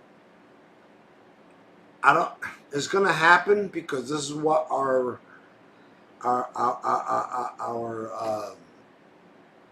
what's the word I want to say? Our profession does. There's gonna be a cop that dies in the line of duty, and I wish I could say no cop ever dies in the line of duty, but it is part of our job. I want to say 5 years from now, when the brand's still around and Kevin and I are not around, but a cop dies in the line of duty, and there's a cop that wants to remember him. So he says, this particular cigar, I want to say, whatever it is, the Protocol Blue. This is for Officer Smith that died in the line of duty. I'm taking this picture for Officer Smith. It's Protocol Blue is in your honor. That's what I want. That's what I want, because that's what I built this. That's what I built this company from, to be a law enforcement themed, operated cigar brand. And when people do things, and it fills my heart with joy to this day. But 5 years from now, Officer Smith dies in the line of duty, and somebody smokes that cigar in his honor and posts a Protocol cigar. That's my dream. It might not be a money-making dream, but it's a dream of the forefront, the foundation of the cigar is about law enforcement. Sure. No, I appreciate that answer. You want it to be a commemorative cigar when you're done and gone. Kevin, what about you? What do you want to be? How do you want the cigar industry to remember you when Protocol is a big national brand? You're 95, 105, and you are no longer with us. Yeah, I don't like. I hate to say this, but I really don't care. Like I want what Bill and Juan originally created to carry on, right? That story is why I bought into this company, right? So I have no law enforcement background. I have nothing from a law enforcement themed anything. So for me, I wanted to create something that is an investment that would bring me something back, And what I wanted to do is, like, at the end of the day, like, I love law enforcement. So, you guys, what you do day in, day out is more that what I do in my cybersecurity and my cyber crimes, whatever. But it's not about me. It's about Bill and Juan that created this company. It's beyond me. So go ahead. Sorry. No, just go ahead. Go ahead. No, I was gonna. So last question of the night. When our time does come, and you do meet your creator, I always like to ask this. This is a question I took off of James Lipton's Inside the Actor's Studio, because it's a really truthfully introspective style question. What do you want your creator to say to you when the time comes when you meet them? Whoever you believe in. It's a tough one. For me, I'm going to say this. It's the same thing I said before. So I'm gone, but some of my cigars are still in circulation, or maybe the cigars are still living. What do you want? What do you want the creator to say to you personally when you approach? I want God to say to me that you created something that people that give their lives, put their lives in the line, and when they do pass, it's something that they commemorate their lives by saying, "Boom! I'm smoking a Sir Robert Peel, and 10 years from now I'm dead, and a cop dies doing his job. Somebody posts, hey, this is for Robert Smith that died doing this job. Shout out to you, Robert Smith. Thank you for doing what you're doing." And it'd be one of my cigars, and I could be dead, it doesn't matter, but the company could be gone, it doesn't matter, but it's just something that a shout out to you. Rest in peace, Robert Smith. That's what I want. That's me personally. That's what I want. What about you, Kev? What do you hope to hear someday when you do meet a creator, if there is one? It's a tough answer. It is very tough. Yeah, but it's a great question. I just personally, Kev, I just want to hear you lived a life that I was proud of.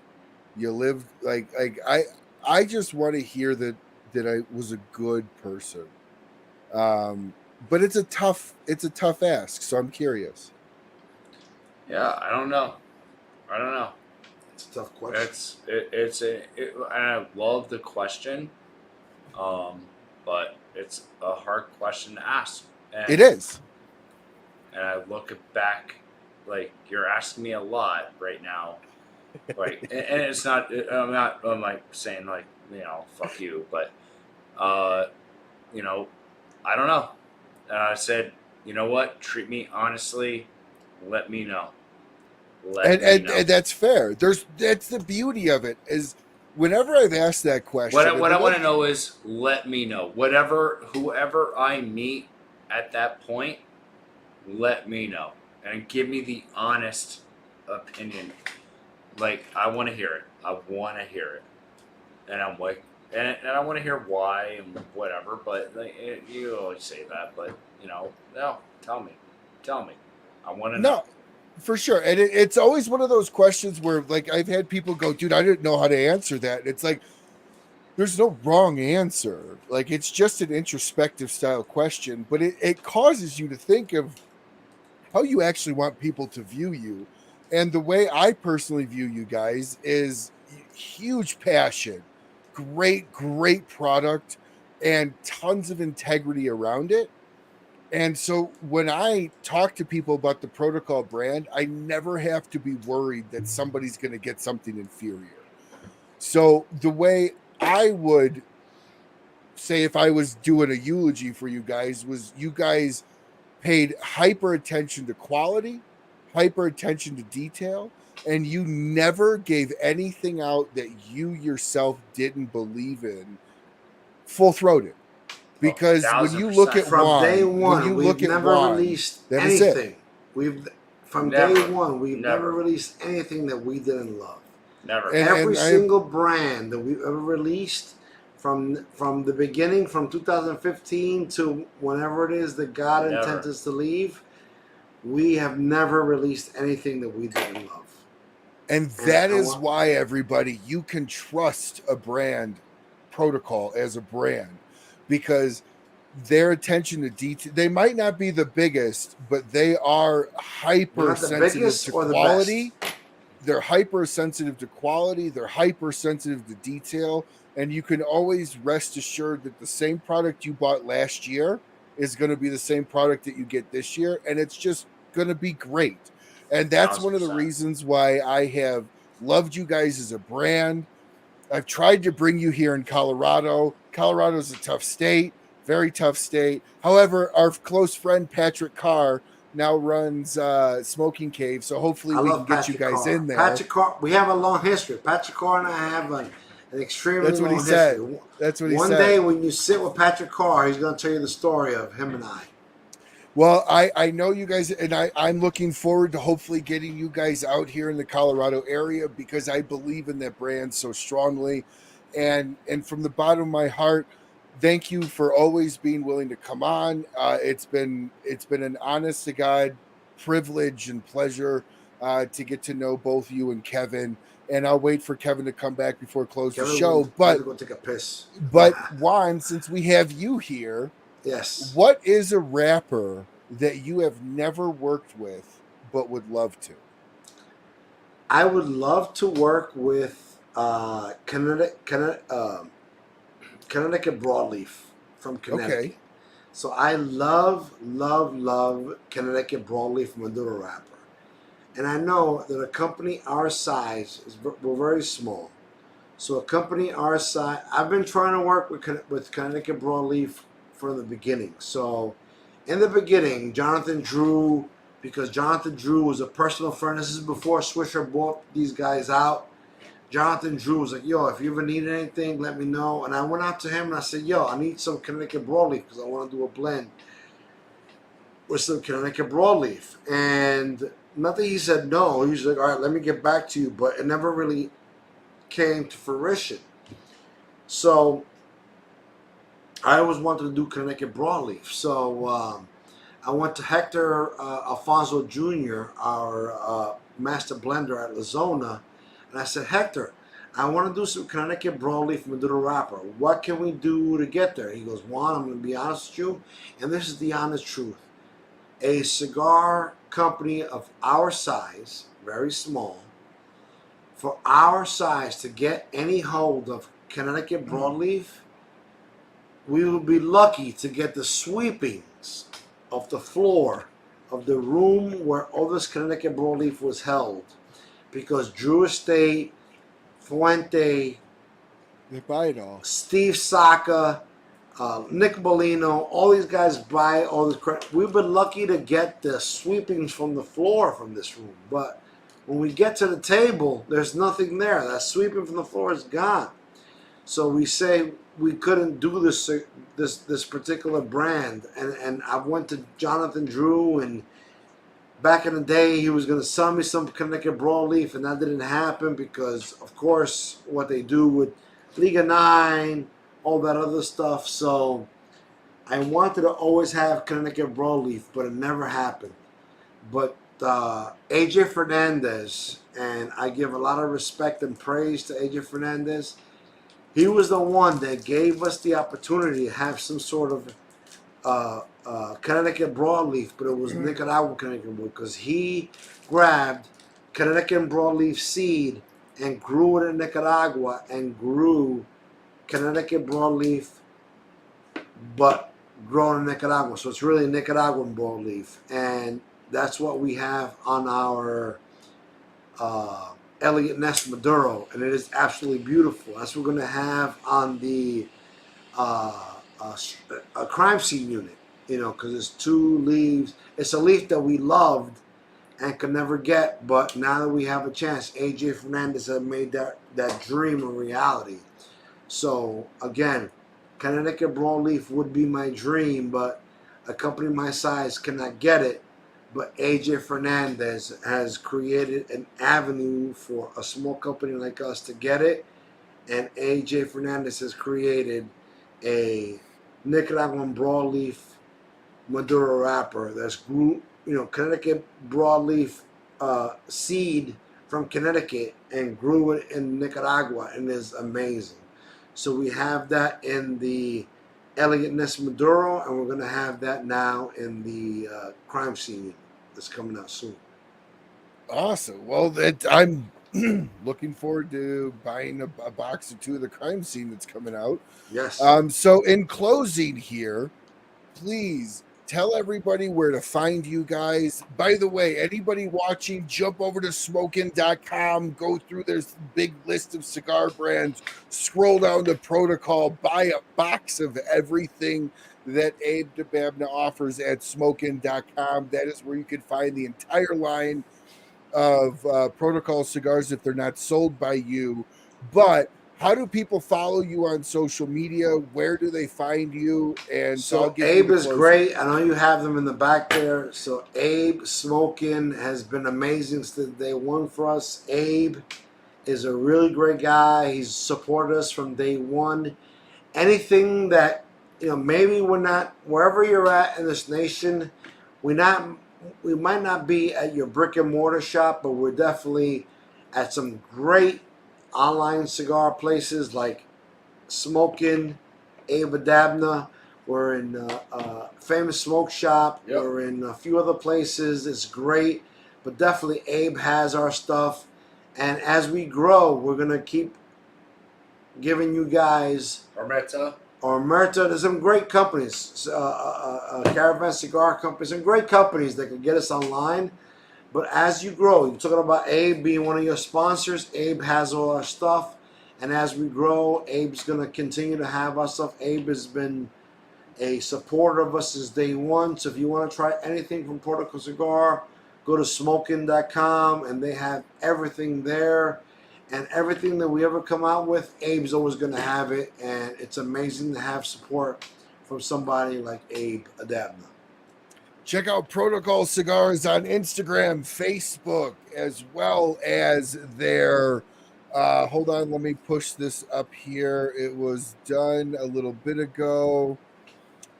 Check out their Whereby Room. Where is it? Somebody posted the link. Here is the link.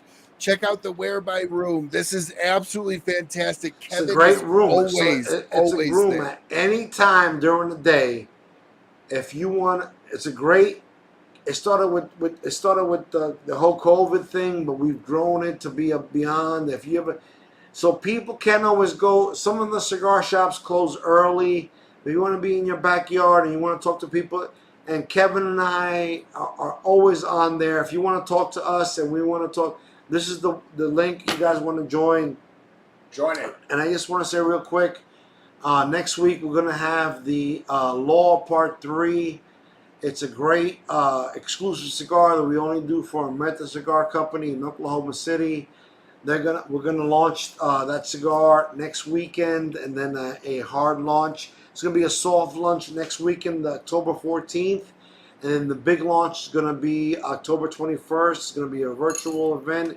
And I'm going to be there the 14th. And then we're going to do a virtual event. It's going to be great. It's a great cigar that you can only find it. The only place in the world you can find the Law Part 3 is going to be at our Omerta Cigar Company. So you guys will enjoy it. It's beautiful. Check them out. Check out that new release. Thank you so much to both of you. You guys were very early to come onto this show, and you guys have stayed friends since. And I will always support you guys as much as I know you guys have always supported the show. You will always, always, always have a home here at the Rocky Mountain Cigar Show for anything you guys would like to come on, talk about, shoot the shit, have some drinks, toast a few people. You're always welcome on. Both of you guys have meant the world to me as a brand and as people. And it's been great. Shirtless Mike, you sexy motherfuckers. Shirtless been Mike great is a to get to know you guys over the last few years. If you ever want to see a more sexier human being without a shirt, it's shirtless Mike. I actually told Mike he should make a shirt, like a white shirt with just his body on it, so people could just wear a shirtless Mike shirt. It'll look like you're not wearing a shirt, but you are wearing a shirt. I agree with it. It's a shirt before the shirt. But in honesty, episode 99, thank you so much for you guys being on, coming on, always being willing to jump on. By the way, both Kevin and Juan's cell phone numbers are in the description below. They love late night. No, I'm just totally kidding.